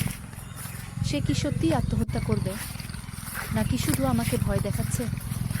পরদিন সকালে উঠে দেখি সৌরভ রান্নাঘরে নেই। সে সাধারণত সকাল সকাল উঠে চা বানায়, আজ তার দেখা নেই। আমি তার ঘরে গিয়ে দেখি সে বিছানায় শুয়ে আছে। সৌরভ, উফ উফ, কিন্তু সে কোনো সাড়া দিল না। আমি আবার ডাকলাম, এবারও কোনো জবাব নেই। আমি তার কাছে গিয়ে দেখলাম সে অজ্ঞান হয়ে পড়ে আছে, তার পাশে একটা খালি ওষুধের বোতল। সৌরভ, সৌরভ, আমি চিৎকার করে উঠলাম। পূর্ণিমা ছুটে এল। মা কি হয়েছে? তাড়াতাড়ি ডাক্তার ডাকো। সৌরভ অজ্ঞান হয়ে গেছে। আমি বললাম। আমরা তাড়াতাড়ি সৌরভকে হাসপাতালে নিয়ে গেলাম। ডাক্তার পরীক্ষা করে বললেন, এই ছেলে ঘুমের ওষুধ বেশি খেয়েছে, তবে বিপজ্জনক কিছু নয়, শীঘ্রই জ্ঞান ফিরবে। কয়েক ঘন্টা পর সৌরভের জ্ঞান ফিরল। আমাকে দেখে বলল, মা তুমি এসেছো? হ্যাঁ এসেছি। তুই কেন এমন করলি? আমি কাঁদতে কাঁদতে বললাম। আমি আর বাঁচতে পারছিলাম না মা, তুমি আমাকে প্রত্যাখ্যান করেছো। সে বলল, তুই পাগল, আমি কোনো প্রত্যাখ্যান করিনি। গিয়ে আমি বললাম, তুমি আমার চিঠির কোনো জবাব দাওনি। সে বলল, আমি চিঠি পড়েছি। আমি বললাম, তাহলে তোমার সিদ্ধান্ত কি? সে জিজ্ঞেস করল। আমি কি বলো বুঝতে পারছিলাম না। এদিকে পূর্ণিমা আমাদের কথা শুনছে। আমরা বাড়িতে গিয়ে কথা বলবো। আমি বললাম। হাসপাতাল থেকে ফিরে আমি সৌরভকে তার ঘরে শুইয়ে দিলাম। পূর্ণিমা জিজ্ঞেস করল, মা দাদা কেন ওষুধ খেয়েছিল? তোর দাদার মন খারাপ ছিল। আমি বললাম। কেন? সে জিজ্ঞেস করল। বাবার কথা মনে পড়ায়। আমি বললাম। সন্ধেবেলা সৌরভ আমার ঘরে এল। মা আমি তোমার সাথে কথা বলবো। কি কথা? আমি জিজ্ঞেস করলাম। তুমি আমার প্রস্তাব নিয়ে ভেবেছ? সে বলল, সৌরভ, তুই কেন নিজেকে মেরে ফেলতে চাইলি? আমি জিজ্ঞেস করলাম। কারণ তুমি ছাড়া আমার বাঁচার কোনো অর্থ নেই, সে বলল। কিন্তু এটা তো ঠিক নয় গি, আমি বললাম। কেন ঠিক নয়? আমি তোমাকে ভালোবাসি, সে বলল। কিন্তু আমি তোর মা গো, আমি বললাম। তুমি আমার মা, এটা ঠিক, কিন্তু তুমি একজন নারীও, সে বলল। সৌরভ, এটা সম্ভব নয় গি, আমি বললাম। কেন সম্ভব নয়? আমি তোমাকে সুখী করতে পারি, সে বলল। লোকে কি বলবে? আমি জিজ্ঞেস করলাম। লোকে যা বলার বলুক, আমাদের খুশি থাকলেই হবে, সে বলল। আমি চুপ করে রইলাম। সৌরভ আরও কাছে এসে বলল, মা, আমি তোমাকে কষ্ট দিতে চাই না, কিন্তু আমি আর তোমাকে ছাড়া থাকতে পারবো না গি। তুই আমাকে ছেড়ে কোথাও যাবি না গি, আমি বললাম। তাহলে তুমি আমার প্রস্তাব মেনে নাও, সে বলল। আমি দীর্ঘক্ষণ চুপ করে থাকলাম। তারপর বললাম, আমি ভাবব। সত্যি? তুমি সত্যি ভাববে? সৌরভ খুশি হয়ে বলল। হুঙ্ক, আমি মাথা নাড়লাম। ধন্যবাদ মা, আমি জানতাম তুমি আমাকে হতাশ করবে না, সে বলল। সেদিন রাতে আমি সারা রাত জেগে ভাবলাম। সৌরভের কথাগুলো মনে হচ্ছিল। সে কি সত্যিই আমাকে ভালোবাসে, নাকি শুধু বিভ্রান্তিতে পড়েছে? কিন্তু হঠাৎ করে একটা কথা মনে পড়ল। গতকাল হাসপাতালে ডাক্তার কি বলেছিলেন? এ ছেলে ঘুমের ওষুধ বেশি খেয়েছে, কিন্তু সৌরভ তো আমাকে বলেছিল সে আত্মহত্যার চেষ্টা করেছে। তাহলে কি সৌরভ আমাকে মিথ্যা বলেছে? সে কি আমাকে ভয় দেখানোর জন্য এমন করেছে? আমি আরও গভীরভাবে ভাবতে শুরু করলাম। সৌরভ কবে থেকে আমার প্রতি এরকম আচরণ শুরু করেছে? তার বাবা মারা যাওয়ার পর থেকে। তার মানে এটা কি শোকের কারণে হয়েছে, নাকি সৌরভ আমাকে নিয়ে কোনো পরিকল্পনা করেছে? সে কি আমার সম্পত্তির জন্য এমন করছে? না, এটা হতে পারে না। সৌরভ আমার নিজের ছেলে, সে আমার ক্ষতি করতে পারে না। কিন্তু তাহলে সে কেন এমন অদ্ভুত আচরণ করছে? সকালে উঠে আমি সৌরভের ঘরে গেলাম। সে বিছানায় শুয়েছিল। আমাকে দেখে উঠে বসে। মা, তুমি কি সিদ্ধান্ত নিয়েছ? সে জিজ্ঞেস করল। সৌরভ, আমি তোর সাথে সত্যি কথা বলতে চাই কি, আমি বললাম। কি? সে জিজ্ঞেস করল। তুই কি সত্যি আত্মহত্যার চেষ্টা করেছিলি? আমি জিজ্ঞেস করলাম। সৌরভের মুখ একটু পাল্টে গেল। হ্যাঁ, করেছি। কিন্তু ডাক্তার বলেছেন তুই শুধু ঘুমের ওষুধ বেশি খেয়েছিস। আমি বললাম। আমি আমি পারিনি মা। শেষ মুহূর্তে ভয় পেয়ে গেছি, সে বলল। তুই মিথ্যা বলছিস? আমি দৃঢ়ভাবে বললাম। সৌরভ চুপ করে গেল। তারপর বলল, ঠিক আছে, আমি মিথ্যা বলেছি, কিন্তু আমার ভালোবাসা সত্যি কি? তুই কেন এমন করলি? আমি জিজ্ঞেস করলাম। কারণ আমি তোমাকে বোঝাতে চেয়েছিলাম যে আমি তোমাকে কত ভালোবাসি, সে বলল। আমি কিছুক্ষণ চুপ করে থাকলাম। তারপর বললাম, সৌরভ, তুই ভুল পথে গেছিস। কেন ভুল? আমি কি তোমাকে ভালো রাখতে পারবো না? সে বলল। তুই পারবি, কিন্তু একজন ছেলে হিসেবে। আমি বললাম। আমি শুধু ছেলে হিসেবে নয়, আমি একজন পুরুষ হিসেবে তোমাকে ভালোবাসি, সে বলল। এটা ঠিক নয় সৌরভ। আমি বললাম। কেন ঠিক নয়? সে জিজ্ঞেস করল। কারণ আমি থামলাম। সত্যিই কেন ঠিক নয়? আমি কি জবাব দেব? মা, তুমি কি আমাকে একটু ভালোবাসো না? সে জিজ্ঞেস করল। অবশ্যই ভালোবাসি। তুই আমার ছেলে। আমি বললাম। না, আমি বলতে চাইছি একজন পুরুষ হিসেবে, সে বলল। আমি চুপ করে রইলাম। সৌরভ আমার হাত ধরল। মা, আমার চোখের দিকে তাকাও। আমি তার চোখের দিকে তাকালাম। তার চোখে সত্যিই ভালোবাসার ছাপ ছিল। মা, আমি তোমাকে সত্যিই ভালোবাসি, একজন নারী হিসেবে, সে বলল। আমার মন কেমন করতে শুরু করল।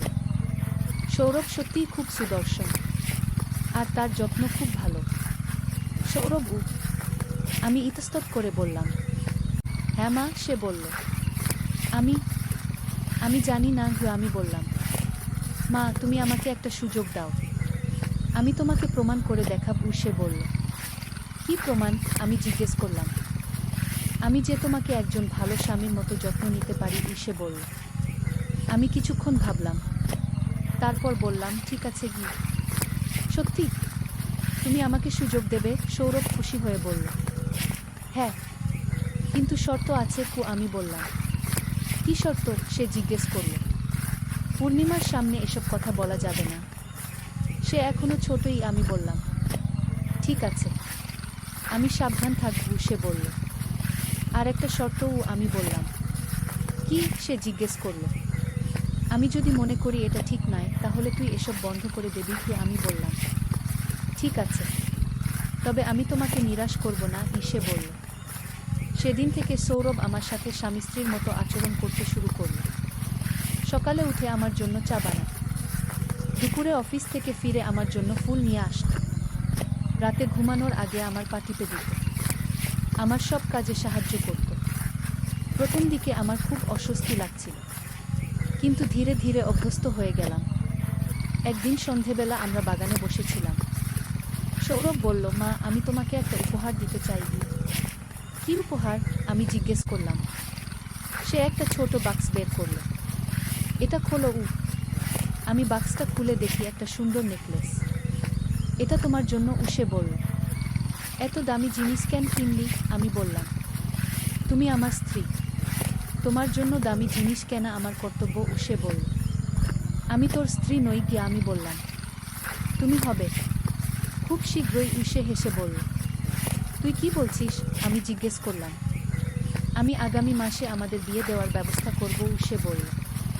আমি চমকে গেলাম। বিয়ে? হ্যাঁ, একটা সুন্দর বিয়ে, কি? সে বলল। কিন্তু এটা কি সম্ভব? আমি জিজ্ঞেস করলাম। সব কিছুই সম্ভব, আমি ব্যবস্থা করব, সে বলল। সেদিন রাতে আমি ভাবতে থাকলাম, সৌরভ কি সত্যিই আমাকে বিয়ে করতে চায়? আর আমি কি পারব? পরদিন সকালে সৌরভ আমার কাছে এসে বলল, মা, আমি একটা পরিকল্পনা করেছি। কি পরিকল্পনা? আমি জিজ্ঞেস করলাম। আগামী মাসে পূর্ণিমাকে তার নানির বাড়ি পাঠিয়ে দেব, তারপর আমরা দুজনে একটা ছোট অনুষ্ঠান করব, সে বলল। কি অনুষ্ঠান? আমি জিজ্ঞেস করলাম। বিয়ের অনুষ্ঠান, শুধু আমরা দুজনে, কি? সে বলল। আমি কিছুক্ষণ চুপ করে থাকলাম, তারপর বললাম, এটা ঠিক হবে? অবশ্যই হবে, আমরা তো কারো ক্ষতি করছি না, সে বলল। কিন্তু লোকে কি বলবে? আমি জিজ্ঞেস করলাম। আমরা কাউকে বলবো না, এটা আমাদের গোপন বিয়ে হবে, কি? সে বলল। আমি আরও কিছুক্ষণ ভাবলাম, তারপর বললাম, ঠিক আছে কি? সত্যি? তুমি রাজি? সৌরভ খুশি হয়ে বলল। আমি মাথা নাড়লাম। সৌর সত্যের আলো, প্রথম অধ্যায়। আবু বকর ইবন উমরের সংকল্প। মদিনার এক শান্ত সন্ধ্যায় মসজিদে নববীর পাশে বসেছিলেন আবু বকর ইবন উমর। তিনি একজন তরুণ মুসলিম যোদ্ধা, যার হৃদয়ে ইসলামের জন্য অগাধ ভালোবাসা ও আত্মত্যাগের স্পৃহা। তার বাবা উমর ইবন আব্দুল আজিজ একজন সম্মানিত সাহাবী ছিলেন, যিনি রাসূলুল্লাহ এর সাথে অনেক যুদ্ধে অংশ নিয়েছিলেন। বাবা, আবু বকর বললেন, আমার মন আজ অস্থির। স্বপ্নে দেখেছি যে আমি এক বিশাল যুদ্ধক্ষেত্রে দাঁড়িয়ে আছি। সামনে কাফিরদের বিশাল বাহিনী, আর আমার হাতে শুধু একটি তলোয়ার আর লা ইলাহা ইল্লাল্লাহর জিকির। উমর তার পুত্রের দিকে তাকিয়ে গভীর চিন্তায় মগ্ন হলেন। তিনি জানতেন যে আল্লাহ তাআলা কখনো কখনো স্বপ্নের মাধ্যমে তার বান্দাদের পথনির্দেশনা দেন। বেটা, উমর বললেন, তোমার স্বপ্ন হয়তো আল্লাহর পক্ষ থেকে একটি ইঙ্গিত। কিন্তু মনে রেখো, যুদ্ধ শুধু তলোয়ারের দ্বারা জেতা যায় না। প্রকৃত বিজয় আসে তাকওয়া, ধৈর্য এবং আল্লাহর উপর পূর্ণ নির্ভরতার মাধ্যমে। সেই রাতেই খবর এলো যে রোমান সাম্রাজ্যের বিশাল বাহিনী সিরিয়ার সীমান্তে মুসলিম ভূমি আক্রমণের প্রস্তুতি নিচ্ছে। তাদের সেনাপতি হেরাক্লিয়াস নামে এক নিষ্ঠুর শাসক, যে মুসলমানদের নিশ্চিহ্ন করার শপথ নিয়েছিল। খলিফা উমর ইবনুল খাত্তাব জরুরি সভা ডাকলেন। সাহাবীরা এবং অনুভবী সেনাপতিরা মসজিদে নববীতে একত্রিত হলেন। খালিদ ইবন ওয়ালিদ আবু উবাইদা এবং আরও অনেক বীর মুজাহিদ সেখানে উপস্থিত ছিলেন। হে মুমিনগণ, খলিফা উমর বললেন, আমাদের সামনে এক কঠিন পরীক্ষা। কিন্তু আমরা জানি যে আল্লাহ তাআলা আমাদের সাথে আছেন। তিনি বদর, উহুদ এবং খন্দকের যুদ্ধে আমাদের সাহায্য করেছেন। তিনি এবারও আমাদের হেফাজত করবেন। আবু বকর ইবন উমর তার বাবার পাশে বসে এইসব কথা শুনছিলেন। তার হৃদয়ে এক অদ্ভুত শান্তি নেমে এসেছিল। তিনি বুঝতে পারলেন যে তার স্বপ্ন সত্য হতে চলেছে। দ্বিতীয় অধ্যায়, প্রস্তুতি ও তাওয়াক্কুল। পরের দিন ভোরে আবু বকর তার ঘর থেকে বের হয়ে মসজিদের ফজরের নামাজ পড়তে গেলেন। নামাজের পর তিনি কুরআন তিলাওয়াত করতে লাগলেন। হঠাৎ তার চোখে পড়ল সূরা আনফালের ৪-৫, ৪-৬ নম্বর আয়াত। হে ঈমানদারগণ! যখন তোমরা কোনো দলের মুখোমুখি হও, তখন অবিচল থাকো এবং আল্লাহকে বেশি বেশি স্মরণ করো, যাতে তোমরা সফল হতে পারো। আর আল্লাহ ও তার রাসূলের আনুগত্য করো এবং পরস্পর বিবাদ করো না, তাহলে তোমরা সাহস হারিয়ে ফেলবে এবং তোমাদের শক্তি নিঃশেষ হয়ে যাবে। আর ধৈর্য ধরো, নিশ্চয়ই আল্লাহ ধৈর্যশীলদের সাথে আছেন।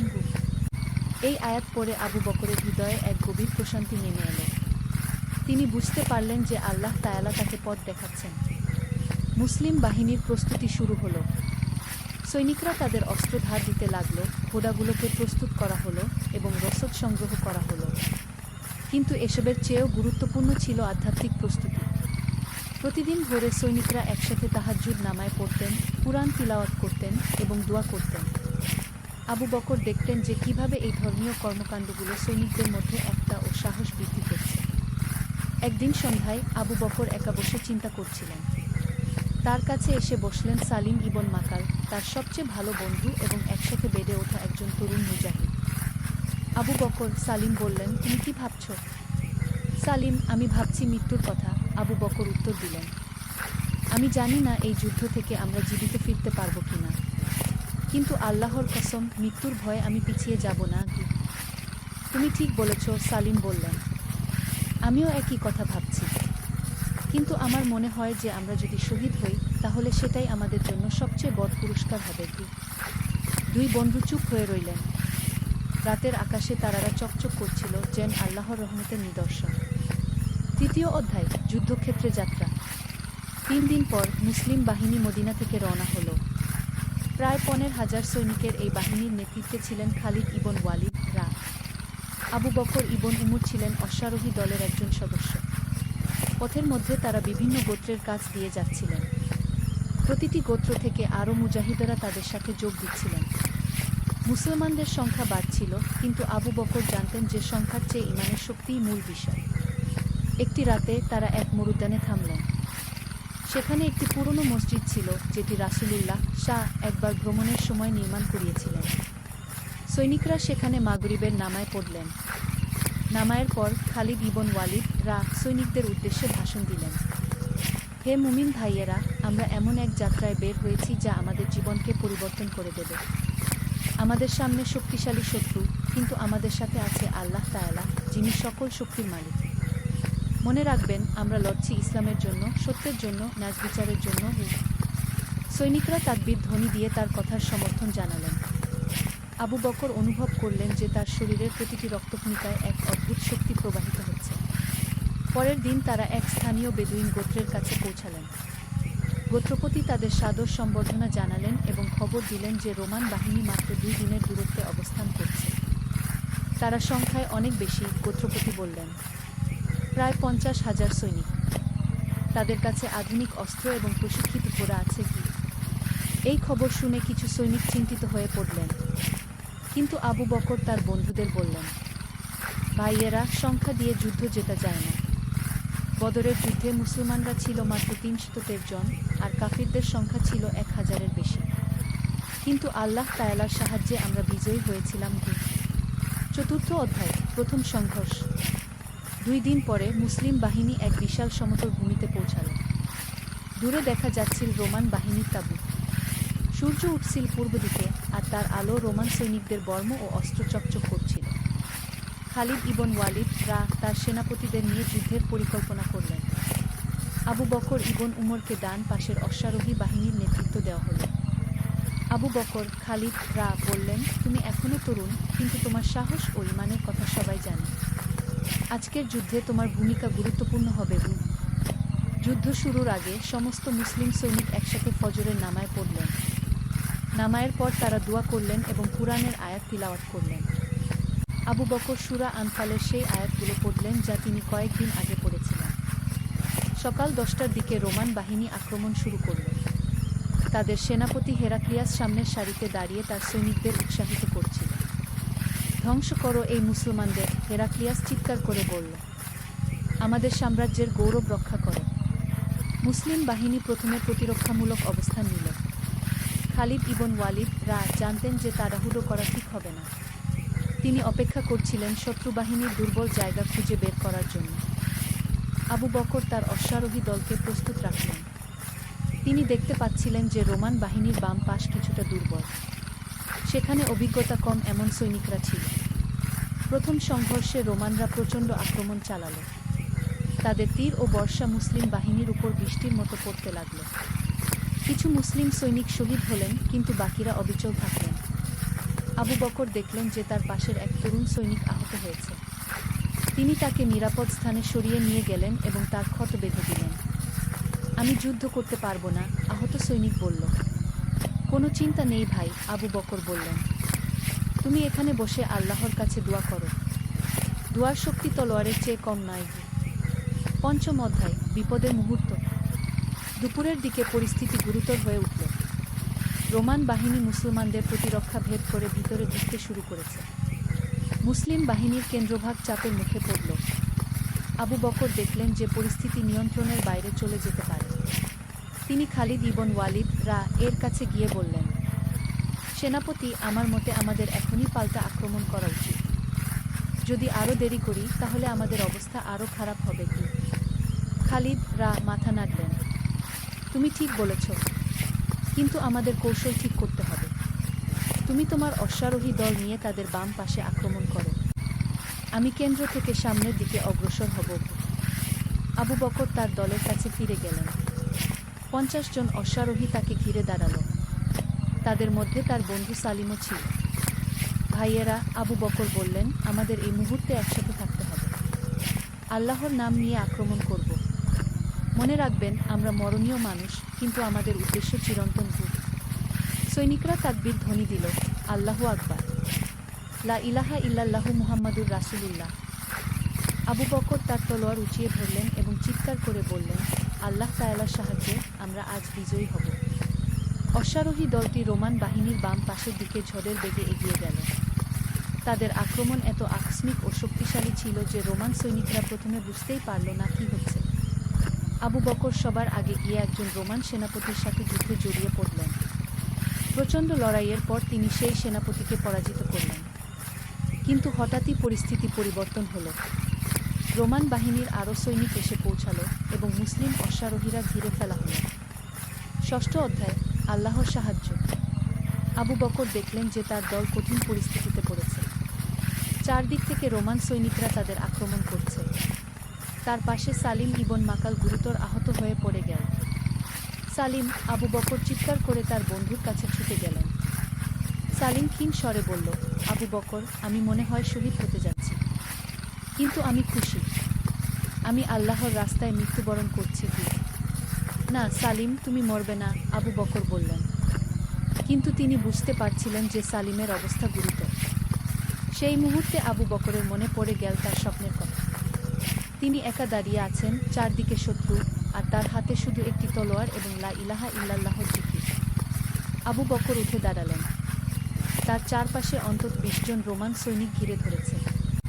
তিনি জোরে জোরে বলতে লাগলেন, লা ইলাহা ইল্লাল্লাহু মুহাম্মাদুর রাসূলুল্লাহ, আল্লাহু আকবার। এই জিকিরের সাথে সাথে তিনি তলোয়ার উঁচিয়ে ধরে এক এক করে রোমান সৈনিকদের মোকাবিলা করতে লাগলেন। তার সাহস ও ঈমানের শক্তি দেখে বাকি মুসলিম সৈনিকরাও নতুন উৎসাহ পেল। হঠাৎই আকাশে মেঘ জমতে শুরু করল। অথচ সকাল থেকেই আকাশ পরিষ্কার ছিল। প্রচণ্ড বাতাস বইতে শুরু করল, যা রোমান সৈনিকদের চোখে ধুলো নিয়ে গেল। এই প্রাকৃতিক পরিবর্তনে রোমানরা কিছুটা বিভ্রান্ত হয়ে পড়ল। আবু বকর বুঝতে পারলেন যে এটি আল্লাহ তাআলার সাহায্য। তিনি তার বাকি সৈনিকদের জোরালো আওয়াজে বললেন, ভাইয়েরা, আল্লাহ তাআলা আমাদের সাহায্য করছেন। এগিয়ে চলো, বিজয় আমাদের। সপ্তম অধ্যায়, চূড়ান্ত বিজয়। বিকেলের দিকে যুদ্ধের মোড সম্পূর্ণ পরিবর্তন হয়ে গেল। মুসলিম বাহিনী পাল্টা আক্রমণে গেল এবং রোমান বাহিনী পিছু হটতে শুরু করল। আবু বকর তার অশ্বারোহী দল পুনর্গঠিত করলেন। যদিও তার অনেক সাথী শহীদ হয়েছেন, তবুও যারা বেঁচে ছিলেন তারা আরও শক্তিশালী মনোবল নিয়ে এগিয়ে এলেন। ভাইয়েরা, আবু বকর বললেন, আমাদের শহীদ ভাইদের রক্ত বৃথা যেতে দেওয়া যাবে না। আল্লাহ তাআলা আমাদের সাহায্য করেছেন, এখন আমাদের দায়িত্ব হলো তার দেওয়া সুযোগের সঠিক ব্যবহার করার। রোমান সেনাপতি হেরাক্লিয়াস বুঝতে পারল যে পরিস্থিতি তাদের বিপক্ষে চলে যাচ্ছে। তিনি তার ব্যক্তিগত দেহরক্ষীদের নিয়ে একটি শেষ আক্রমণের পরিকল্পনা করলেন। তার উদ্দেশ্য ছিল খালিদ ইবন ওয়ালিদ কে হত্যা করে মুসলিম বাহিনীকে নেতৃত্বশূন্য করা। কিন্তু আবু বকর হেরাক্লিয়াসের এই পরিকল্পনা বুঝতে পেরে তাকে বাধা দিলেন। দুই বীর যোদ্ধার মধ্যে এক প্রচণ্ড যুদ্ধ শুরু হল। হেরাক্লিয়াস ছিল অভিজ্ঞ যোদ্ধা, কিন্তু আবু বকরের ঈমানের শক্তি ছিল অপ্রতিরোধ্য। প্রতিটি তলোয়ারের আঘাতের সাথে তিনি কি আল্লাহু আকবার বলছিলেন। অবশেষে আবু বকর হেরাক্লিয়াসকে পরাজিত করলেন। রোমান সেনাপতির পতনের সাথে সাথে তাদের বাহিনীর মনোবল ভেঙে গেল। সূর্যাস্তের ঠিক আগে রোমান বাহিনী সম্পূর্ণভাবে পরাজিত হল। যারা বেঁচে ছিল তারা যুদ্ধক্ষেত্র থেকে পালিয়ে গেল। অষ্টম অধ্যায়, বিজয়ের পর। যুদ্ধ শেষ হওয়ার পর মুসলিম সৈনিকরা শহীদদের জন্য দোয়া করলেন এবং তাদের দাফন কাফনের ব্যবস্থা করলেন। আবু বকর তার প্রিয় বন্ধু সালিমের কবরের পাশে দাঁড়িয়ে কাঁদলেন। সালিম, তিনি মনে মনে বললেন, তুমি শহীদ হয়েছ, এটা তোমার জন্য গর্বের বিষয়। আল্লাহ তাআলা তোমাকে জান্নাতে উচ্চ মর্যাদা দিন।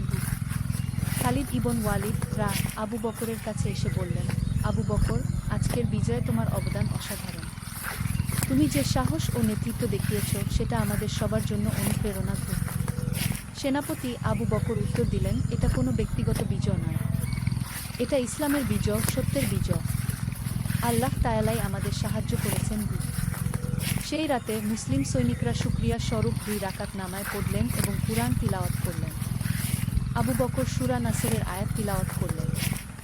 যখন আল্লাহর সাহায্য ও বিজয় আসবে আর তুমি দেখবে মানুষ দলে দলে আল্লাহর দ্বীনে প্রবেশ করছে, তখন তুমি তোমার রবের প্রশংসায় তাসবিহ পড় এবং তার কাছে ক্ষমা প্রার্থনা করো। নিশ্চয়ই তিনি তাওবা কবুলকারী। নবম অধ্যায়, ঘরে ফেরার পর। 1 সপ্তাহ পরে বিজয়ী মুসলিম বাহিনী মদিনার দিকে রওনা হল। পথের মধ্যে বিভিন্ন গোত্র তাদের স্বাগত জানালো এবং অনেকেই ইসলাম গ্রহণ করল। আবু বকর যুদ্ধের পরে গভীর চিন্তায় মগ্ন হয়ে পড়েছিলেন। বিজয়ের আনন্দের পাশাপাশি তিনি শহীদ হওয়া বন্ধুদের কথা ভাবছিলেন। তিনি বুঝতে পারছিলেন যে জিহাদ মানে শুধু যুদ্ধ নয়, বরং আত্মত্যাগ, ভালোবাসা এবং মানুষের কল্যাণের জন্য কাজ করা। পথের মধ্যে একদিন তারা এক গ্রামে থামলেন। সেই গ্রামের মানুষরা যুদ্ধে ক্ষতিগ্রস্ত হয়েছিল। আবু বকর দেখলেন যে অনেক বিধবা ও এতিম সেখানে রয়েছে। আমাদের উচিত হবে এই মানুষদের সাহায্য করা। আবু বকর খালিদ ইবন ওয়ালিদ কে বললেন। তুমি ঠিক বলেছ, খালিদ উত্তর দিলেন। ইসলাম আমাদের শুধু যুদ্ধ করতে শেখায় না, বরং মানুষের সেবা করতেও শেখায়। মুসলিম সৈনিকরা সেই গ্রামে 3 দিন থেকে মানুষদের সাহায্য করলেন। তারা ক্ষতিগ্রস্ত ঘরবাড়ি মেরামত করলেন, অসুস্থদের চিকিৎসা করলেন এবং এতিমদের জন্য খাবারের ব্যবস্থা করলেন। গ্রামবাসীরা মুসলমানদের এই উদার আচরণ দেখে অত্যন্ত প্রভাবিত হলেন। অনেকেই বললেন, আমরা মুসলমানদের সম্পর্কে ভুল ধারণা পোষণ করতাম। এরা তো শুধু যোদ্ধাই নয়, মানবিক গুণসম্পন্ন মানুষ। 10ম অধ্যায়, শিক্ষা ও উপলব্ধি। মদিনায় পৌঁছানোর আগের রাতে আবু বকর একা বসে যুদ্ধের পুরো ঘটনা নিয়ে চিন্তা করছিলেন। তার বাবা উমর ইবন আব্দুল আজিজ তার পাশে এসে বসলেন। বেটা, তুমি কি ভাবছ? উমর জিজ্ঞেস করলেন।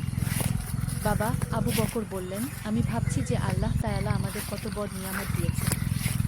আমি দেখেছি যে ঈমানের শক্তি কত বড়। যখন আমরা আল্লাহর উপর পূর্ণ নির্ভর করেছি, তখন তিনি আমাদের সাহায্য করেছেন। এটাই তো জিহাদের প্রকৃত শিক্ষা, উমর বললেন। জিহাদ মানে শুধু শত্রুর বিরুদ্ধে যুদ্ধ নয়। জিহাদ মানে নিজের নফসের বিরুদ্ধে যুদ্ধ, অন্যায়ের বিরুদ্ধে যুদ্ধ এবং মানুষের কল্যাণের জন্য সংগ্রাম। আবু বকর তার বাবার কথা গভীর মনোযোগ দিয়ে শুনলেন। তিনি বুঝতে পারলেন যে এই যুদ্ধ তাকে শুধু একজন যোদ্ধা বানায়নি, বরং একজন পূর্ণাঙ্গ মুসলিম হিসেবে গড়ে তুলেছে। বাবা, আমি একটি সংকল্প করেছি, আবু বকর বললেন। আমি বাকি জীবন ইসলামের সেবায় কাটাব। যুদ্ধক্ষেত্রে হোক বা শান্তির সময় হোক, আমি সবসময় মানুষের কল্যাণের জন্য কাজ করব। উমর তার পুত্রের কপালে চুমু দিয়ে দোয়া করলেন, আল্লাহ তাআলা তোমাকে হেদায়েত দিন এবং তোমার এই সংকল্প পূরণ করার তৌফিক দিন। 11 অধ্যায়, মদিনায় প্রত্যাবর্তন। পরের দিন সকালে বিজয়ী বাহিনী মদিনায় প্রবেশ করল। পুরো শহর আনন্দে মেতে উঠল। মানুষ রাস্তায় বেরিয়ে এসে মুজাহিদদের স্বাগত জানাল। খলিফা উমর ইবনুল খাত্তাব নিজেই শহরের বাইরে এসে বাহিনীকে অভ্যর্থনা জানালেন। তিনি প্রথমে শহীদদের পরিবারের কাছে গিয়ে তাদের সান্ত্বনা দিলেন এবং তাদের সাহায্যের নিশ্চয়তা দিলেন। আপনাদের সন্তানেরা আল্লাহর রাস্তায় শহীদ হয়েছেন, খলিফা উমর বললেন। তারা জান্নাতে আমাদের জন্য অপেক্ষা করছেন। আর আমরা তাদের পরিবারের দেখাশোনার দায়িত্ব নিয়েছি। মসজিদে নববীতে বিশেষ শুকরানা নামায়ের আয়োজন করা হলো। হাজার হাজার মুসলমান একসাথে আল্লাহ তাআলার কৃতজ্ঞতা প্রকাশ করলেন। আবু বকর নামায়ের পর দোয়া করলেন, হে আল্লাহ, আপনি আমাদের এই বিজয় দিয়েছেন, কিন্তু আমরা যেন এই বিজয়ে অহংকারী না হই। আমরা যেন সবসময় মনে রাখি যে সব শক্তি ও বিজয় আপনার কাছ থেকেই আসে। অধ্যায়, নতুন দায়িত্ব। যুদ্ধ থেকে ফেরার কয়েকদিন পর খলিফা উমর ইবনুল খাত্তাব আবু বকর ইবন উমরকে ডেকে পাঠালেন। আবু বকর খলিফা বললেন, তোমার সাহস ও নেতৃত্বগুণ আমি লক্ষ্য করেছি। আমি তোমাকে একটি গুরুত্বপূর্ণ দায়িত্ব দিতে চাই। আমিরুল মুমিনিন, আপনি যা বলবেন আমি তা পালন করার চেষ্টা করব। আবু বকর উত্তর দিলেন, আমি চাই তুমি সিরিয়ার নতুন বিজিত অঞ্চলের প্রশাসক হয়ে যাও। তোমার দায়িত্ব হবে সেখানে ইসলামী শাসন ব্যবস্থা প্রতিষ্ঠা করা এবং মানুষের মধ্যে ইসলামের সুন্দর বাণী প্রচার করা। আবু বকর প্রথমে ঘাবড়ে গেলেন। আমিরুল মুমিনিন, আমি কি এত বড় দায়িত্ব পালন করতে পারবো? আল্লাহ তাআলা তোমাকে যে গুণগুলো দিয়েছেন তা দিয়ে তুমি অবশ্যই পারবে, খলিফা বললেন। তবে মনে রেখো, শাসন করার অর্থ হলো মানুষের সেবা করা, তাদের উপর কর্তৃত্ব করা নয়। আবু বকর খলিফার কথা মনে রাখলেন। তিনি জানতেন যে এই নতুন দায়িত্ব তার জীবনের একটি নতুন অধ্যায়ের সূচনা করবে। অধ্যায়, নতুন যাত্রার সূচনা। সিরিয়ায় যাওয়ার আগে আবু বকর তার পিতার কাছ থেকে বিদায় নিলেন। উমর ইবন আব্দুল আজিজ তার পুত্রকে শেষ উপদেশ দিলেন, বেটা, মনে রেখো, একজন মুসলিম শাসকের সবচেয়ে বড় দায়িত্ব হল ন্যায়বিচার প্রতিষ্ঠা করা। ধনী গরিব, মুসলিম ও মুসলিম সবার সাথে সমান আচরণ করবে। ইসলামের সুন্দর মুক্তি মানুষের কাছে তুলে ধরবে। আবু বকর তার বাবার পা ছুঁয়ে দোয়া নিলেন, বাবা, আপনার দোয়া আমার সাথে থাকুক। আমি চেষ্টা করব আপনার এবং ইসলামের শিক্ষা অনুযায়ী চলতে। যাত্রার দিন অনেক বন্ধু ও সাথী তাকে বিদায় জানাতে এলেন। খালিদ ইবন ওয়ালিদ তাকে একটি বিশেষ উপহার দিলেন, একটি কুরআনের অনুলিপি যেটি তিনি নিজে হাতে লিখেছিলেন। এই কুরআন তোমার সাথে রাখবে, খালিদ বললেন। যখনই কোনো সমস্যার সম্মুখীন হবে এর কাছে ফিরে যাবে। আল্লাহর কিতাবেই সব সমস্যার সমাধান আছে। আবু বকর কুরআনটি বুকে চেপে ধরলেন। এই কুরআন আমার জীবনের পথপ্রদর্শক হয়ে থাকবে, তিনি বললেন। সূর্যোদয়ের সাথে সাথে আবু বকর ইবন উমর তার নতুন দায়িত্বের উদ্দেশ্যে সিরিয়ার পথে রওনা হলেন। তার সাথে ছিল একদল নির্বাচিত সাহায্যকারী এবং হৃদয়ে ছিল ইসলামের সেবা করার দৃঢ় সংকল্প। উপসংহার, সত্যের আলো। কয়েক বছর পরে আবু বকর ইবন উমর সিরিয়ায় একটি আদর্শ ইসলামী রাষ্ট্র গড়ে তুললেন। তার ন্যায়বিচার ও দয়াশীলতার কারণে হাজার হাজার মানুষ ইসলাম গ্রহণ করল। তিনি প্রমাণ করলেন যে ইসলাম শুধু একটি ধর্ম নয়, বরং একটি পূর্ণাঙ্গ জীবন ব্যবস্থা, যেখানে রয়েছে শান্তি, ন্যায়বিচার, মানবিকতা এবং সব মানুষের জন্য কল্যাণ। যে তরুণ একদিন একটি স্বপ্ন দেখেছিল, সে আজ হয়ে উঠেছে হাজার হাজার মানুষের জন্য আশার আলো। আবু বকর ইবন উমরের জীবনী আমাদের শেখায় যে ঈমান, সাহস এবং আল্লাহর উপর নির্ভরতার মাধ্যমে যে কোনো চ্যালেঞ্জ মোকাবিলা করা সম্ভব। তার গল্প আজও মুসলিম উম্মাহর জন্য অনুপ্রেরণার উৎস। এটি আমাদের মনে করিয়ে দেয় যে প্রকৃত জিহাদ হল সত্যের পক্ষে দাঁড়ানো, ন্যায়বিচার প্রতিষ্ঠা করা এবং মানুষের কল্যাণে নিজেকে উৎসর্গ করা। আল্লাহ তাআলা আমাদের সবাইকে আবু বকর ইবন উমরের মতো সাহস, ঈমান এবং আত্ম-উৎসর্গের গুণাবলী দান করুন। আমিন। আর যারা আমাদের পথে সংগ্রাম করে, আমি অবশ্যই তাদেরকে আমার পথসমূহ দেখাব। আর নিশ্চয়ই আল্লাহ সৎকর্মশীলদের সাথে আছেন। সূরা আনকাবুত 6:9। সত্যের আলো। প্রথম অধ্যায়, অন্ধকারের রাত। মক্কার পবিত্র মাটিতে এক গভীর রাতে তারকারাজি আকাশে মিটমিট করে জ্বলছিল। আব্দুল্লাহ ইবনে মাসুদ মসজিদুল হারামের এক কোণে বসে কুরআন তিলাওয়াত করছিলেন। তার কণ্ঠে পবিত্র আয়াতের সুর যেন আকাশে মিশে যাচ্ছিল। সেই সময়ে মক্কায় এক যুবক বাস করত, যার নাম ছিল হাকিম। তার বাবা ছিলেন একজন ধনী ব্যবসায়ী, কিন্তু হাকিমের হৃদয়ে ছিল গভীর অস্থিরতা। প্রতিদিন সে দেখত কিভাবে মানুষেরা পাথরের মূর্তির সামনে মাথা নত করে, কিন্তু তার অন্তর সেই মূর্তিগুলোকে মেনে নিতে পারত না। হাকিমের বন্ধু ছিল উমার, যে ছিল তার সমবয়সী। উমারের পরিবারও ছিল মূর্তি পূজায় বিশ্বাসী, কিন্তু সেও অনুভব করত এক ধরনের শূন্যতা। একদিন সন্ধ্যায় হাকিম ও উমার কাবা শরীফের চারপাশে হাঁটছিল। হঠাৎ তারা শুনতে পেল এক অপূর্ব সুরের আওয়াজ। সেই আওয়াজ তাদের হৃদয়কে স্পর্শ করল এমনভাবে যেন কেউ তাদের আত্মার গভীরে আলো জ্বালিয়ে দিয়েছে। এই আওয়াজটা কি? উমার জিজ্ঞেস করল। হাকিম চুপচাপ শুনতে থাকল। তারপর ধীরে ধীরে সেই আওয়াজের দিকে এগিয়ে গেল। দেখল আব্দুল্লাহ ইবনে মাসুদ কুরআন তিলাওয়াত করছেন। দ্বিতীয় অধ্যায়, প্রথম পরিচয়। আব্দুল্লাহ ইবনে মাসুদ তার তিলাওয়াত শেষ করে যখন তাকালেন, দেখলেন দুজন যুবক তার দিকে এক দৃষ্টিতে তাকিয়ে আছে। তাদের চোখে ছিল কৌতূহল আর গভীর আগ্রহ। আসসালামু আলাইকুম বাবা, হাকিম সাহস করে বলল। ওয়া আলাইকুমুসসালাম বৎস, আব্দুল্লাহ ইবনে মাসুদ মৃদু হেসে উত্তর দিলেন। তোমরা কি কিছু জানতে চাও? হ্যাঁ, উমার এগিয়ে এসে বলল। আপনি যে সুন্দর আওয়াজে যা পড়ছিলেন সেটা কি? এমন মধুর কথা আমি কখনো শুনিনি কি? আব্দুল্লাহ ইবনে মাসুদ তাদের দুজনকে তার পাশে বসতে ইশারা করলেন। তারপর বললেন, এটা হলো কুরআন মজিদ, আল্লাহ তাআলার বাণী। এটি আমাদের প্রিয় নবী মুহাম্মদ এর উপর নাজিল হয়েছে কি? আল্লাহ একজন ইলাহ? হাকিম জিজ্ঞেস করল। না বৎস, আল্লাহ হলেন একমাত্র সৃষ্টিকর্তা, যিনি সমস্ত জগতের রব। তিনি ছাড়া আর কোনো ইলাহ নেই। তিনি চিরজীবী, চিরস্থায়ী। তার কোনো শরীক নেই, কোনো সন্তান নেই কি? এই কথা শুনে হাকিম ও উমার গভীরভাবে চিন্তায় পড়ে গেল। তারা এমন কিছুর কথা শুনেছে যা তাদের হৃদয়কে প্রশান্তি দিয়েছে। তৃতীয় অধ্যায়, হৃদয়ের পরিবর্তন। পরের কয়েক সপ্তাহ হাকিম ও উমার নিয়মিত আব্দুল্লাহ ইবনে মাসুদ এর কাছে যেতে থাকে। তিনি তাদের ইসলামের বিভিন্ন দিক সম্পর্কে শেখাতে লাগলেন। ইসলাম মানে কি? একদিন হাকিম জিজ্ঞেস করল। ইসলাম মানে হলো আত্মসমর্পণ, আব্দুল্লাহ ইবনে মাসুদ বললেন। আল্লাহর কাছে সম্পূর্ণ আত্মসমর্পণ। এর মূল ভিত্তি হলো 5টি স্তম্ভ। তিনি তাদের বুঝিয়ে দিলেন। 1. শাহাদাত, এই সাক্ষ্য দেওয়া যে আল্লাহ ছাড়া কোনো ইলাহ নেই এবং মুহাম্মদ তার রাসূল। 2. নামাজ, দিনে 5 বার আল্লাহর ইবাদত করা। 3. যাকাত, নির্ধারিত পরিমাণ সম্পদ দরিদ্রদের মধ্যে বিতরণ করা। 4. রোজা, রমজান মাসে সিয়াম পালন করা। 5. হজ, সামর্থ্য থাকলে কাবা শরীফে হজ করা। কিন্তু আমাদের পূর্বপুরুষরা তো এই পাথরের দেবতাদের পূজা করতেন, উমার সংশয় প্রকাশ করল। আব্দুল্লাহ ইবনে মাসুদ ধৈর্য সহকারে বললেন, বৎস, আমাদের পিতা ইব্রাহিম এই একই প্রশ্নের সম্মুখীন হয়েছিলেন। তিনি তার সম্প্রদায়কে জিজ্ঞেস করেছিলেন, তোমরা যাদের পূজা কর তারা কি তোমাদের কোনো উপকার করতে পারে বা ক্ষতি করতে পারে? তিনি ইব্রাহিম এর গল্প বললেন, কিভাবে তিনি মূর্তি ভেঙে ফেলেছিলেন এবং মানুষকে এক আল্লাহর দিকে ডেকেছিলেন। চতুর্থ অধ্যায়, পরীক্ষার সময়। হাকিম ও উমার যখন ইসলাম সম্পর্কে আরও জানতে শুরু করল, তখন তাদের পরিবারের লোকেরা তাদের পরিবর্তন লক্ষ্য করতে শুরু করল। হাকিমের বাবা একদিন তাকে ডেকে বললেন, বেটা, তুমি কি করছো? লোকেরা বলছে তুমি নাকি সেই মুহাম্মদের অনুসারীদের সাথে মেশাও। হাকিম সাহস করে বলল, আব্বা, আমি সত্যের সন্ধান করছি। আমি যা শিখেছি তাতে আমার মন প্রশান্তি পেয়েছে।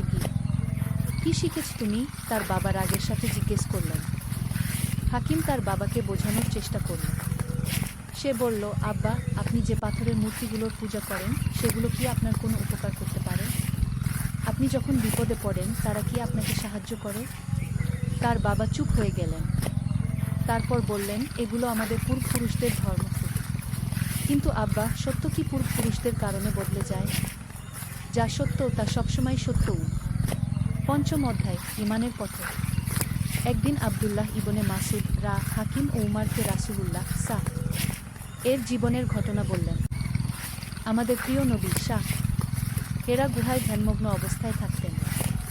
সেখানে জিব্রাইল তার কাছে এসে বললেন, পর তোমার রবের নামে যিনি সৃষ্টি করেছেন। তিনি বর্ণনা করলেন কিভাবে নবী প্রথমে ভয় পেয়েছিলেন, কিন্তু তারপর আল্লাহর বাণী প্রচার করা শুরু করেছিলেন। রাসূলুল্লাহ বলেছেন, আব্দুল্লাহ ইবনে মাসুদ বললেন, আমি তোমাদের কাছে এমন কিছু নিয়ে এসেছি যা তোমাদের দুনিয়া ও আখিরাত উভয়ের জন্য কল্যাণকর। হাকিম জিজ্ঞেস করল, আখিরাত মানে কি? আখিরাত হলো পরকাল। এই জীবনের পরে আরেকটি জীবন আছে যেখানে আমাদের সব কাজের হিসাব দিতে হবে। যারা ভালো কাজ করবে তারা জান্নাতে যাবে, আর যারা খারাপ কাজ করবে তারা জাহান্নামে যাবে। উমার বলল, কিন্তু কিভাবে আমরা ভালো কাজ করব? আব্দুল্লাহ ইবনে মাসুদ তাদের বুঝিয়ে দিলেন ইসলামের নৈতিক শিক্ষা। তিনি বললেন, আল্লাহ তাআলা আমাদের শিখিয়েছেন সততা, ন্যায়বিচার, দয়া, ক্ষমা ও সহানুভূতি। তিনি আমাদের বলেছেন মিথ্যা বলতে, চুরি করতে, ব্যভিচার করতে, মদ খেতে নিষেধ করেছেন। ষষ্ঠ অধ্যায়, সিদ্ধান্তের মুহূর্ত। দিনে দিনে হাকিম ও উমার ইসলামের সৌন্দর্য উপলব্ধি করতে থাকে। তারা দেখল কিভাবে মুসলমানরা একে অপরের সাথে ভ্রাতৃত্বের সম্পর্ক রাখে, কিভাবে তারা দরিদ্রদের সাহায্য করে, কিভাবে তারা সত্য কথা বলে। একদিন রাতে হাকিম তার ঘরে একা বসে চিন্তা করছিল। তার মনে অনেক প্রশ্ন আসছিল। এই যে পাথরের মূর্তি, এগুলো কি সত্যিই কোনো শক্তি রাখে? আমি যখন বিপদে পড়ি, কেন এরা আমাকে সাহায্য করে না? কিন্তু যখন আমি আল্লাহর নাম স্মরণ করি, তখন কেন আমার মন শান্তি পায়? সেই রাতে সে একটি স্বপ্ন দেখল। স্বপ্নে সে দেখল সে একটি অন্ধকার পথে হাঁটছে। হঠাৎ একটি উজ্জ্বল আলো তার সামনে এল। সেই আলোর মধ্যে একটি আওয়াজ শুনতে পেল, লা ইলাহা ইল্লাল্লাহু মুহাম্মাদুর রাসূলুল্লাহ। হাকিম জেগে উঠল। তার হৃদয় পূর্ণ হয়ে গিয়েছিল এক অদ্ভুত প্রশান্তিতে। সে বুঝতে পারল এটাই তার জীবনের সঠিক পথ। সপ্তম অধ্যায়, ইসলাম গ্রহণ। পরের দিন সকালে হাকিম ও উমার আব্দুল্লাহ ইবনে মাসুদ এর কাছে গেল। আমরা মুসলমান হতে চাই, হাকিম দৃঢ়ভাবে বলল। আব্দুল্লাহ ইবনে মাসুদ খুশিতে তাদের জড়িয়ে ধরলেন। তিনি বললেন, আলহামদুলিল্লাহ, আল্লাহ তোমাদের হিদায়াত দান করেছেন। তিনি তাদের শাহাদাত পড়িয়ে দিলেন। আশহাদু আল্লা ইলাহা ইল্লাল্লাহু ওয়া আশহাদু আন্না মুহাম্মাদান রাসূলুল্লাহ। আমি সাক্ষ্য দিচ্ছি যে আল্লাহ ছাড়া কোনো ইলাহ নেই এবং মুহাম্মদ আল্লাহর রাসূল। তারা যখন এই কালিমা পড়ল, তখন তাদের মনে হলো যেন তাদের উপর থেকে এক বিরাট বোঝা নেমে গেছে। তারা অনুভব করল এক অপূর্ব হালকাতা ও প্রশান্তি। অষ্টম অধ্যায়, নতুন জীবনের শুরু। ইসলাম গ্রহণের পর হাকিম ও উমারের জীবনে এক বিপ্লব ঘটে গেল। তারা নিয়মিত নামাজ পড়তে শুরু করল। তারা শিখল কিভাবে অজু করতে হয়, কিভাবে নামাজে দাঁড়াতে হয়, কি পড়তে হয়। আব্দুল্লাহ ইবনে মাসুদ তাদের কুরআনের বিভিন্ন সূরা শেখালেন। তারা শিখল সূরা ফাতিহা, সূরা ইখলাস, সূরা ফালাক, সূরা নাস। নামাজ হলো মুমিনের মিরাজ। আব্দুল্লাহ ইবনে মাসুদ তাদের বললেন, এর মাধ্যমে তুমি আল্লাহর সাথে সরাসরি কথা বলবে। হাকিম প্রথমবার যখন নামাজে দাঁড়াল এবং কি আল্লাহু আকবার বলল, তখন তার চোখ দিয়ে পানি গড়িয়ে পড়ল। সে অনুভব করল যে সে সরাসরি তার স্রষ্টার সামনে দাঁড়িয়ে আছে। নবম অধ্যায়, চ্যালেঞ্জের মুখোমুখি। কিন্তু ইসলাম গ্রহণের পর তাদের জীবনে কিছু কঠিন পরীক্ষাও এল। তাদের পরিবারের অনেকেই তাদের এই ধর্ম পরিবর্তনে খুশি হলেন না। হাকিমের বাবা তাকে বাড়ি থেকে বের করে দেওয়ার হুমকি দিলেন। তুমি যদি এই নতুন ধর্ম ত্যাগ না কর, তাহলে তুমি আর আমার ছেলে নও। হাকিম ধৈর্য সহকারে তার বাবাকে বোঝানোর চেষ্টা করল, আব্বা, আমি আপনাকে অসম্মান করিনি। আমি শুধু আল্লাহর আনুগত্য করছি। ইসলাম আমাকে শিখিয়েছে আপনাদের আরও বেশি সম্মান করতে। সত্যি, ইসলাম গ্রহণের পর হাকিম তার বাবা মায়ের সাথে আরও ভালো ব্যবহার করতে শুরু করেছিল। সে তাদের সেবা করত, তাদের কথা শুনত, যদিও ধর্মীয় বিষয়ে মতপার্থক্য ছিল। উমারের অবস্থাও একই রকম। তার পরিবার তার উপর চাপ দিতে থাকে ইসলাম ছেড়ে দিতে। দশম অধ্যায়, ধৈর্যের পুরস্কার। আব্দুল্লাহ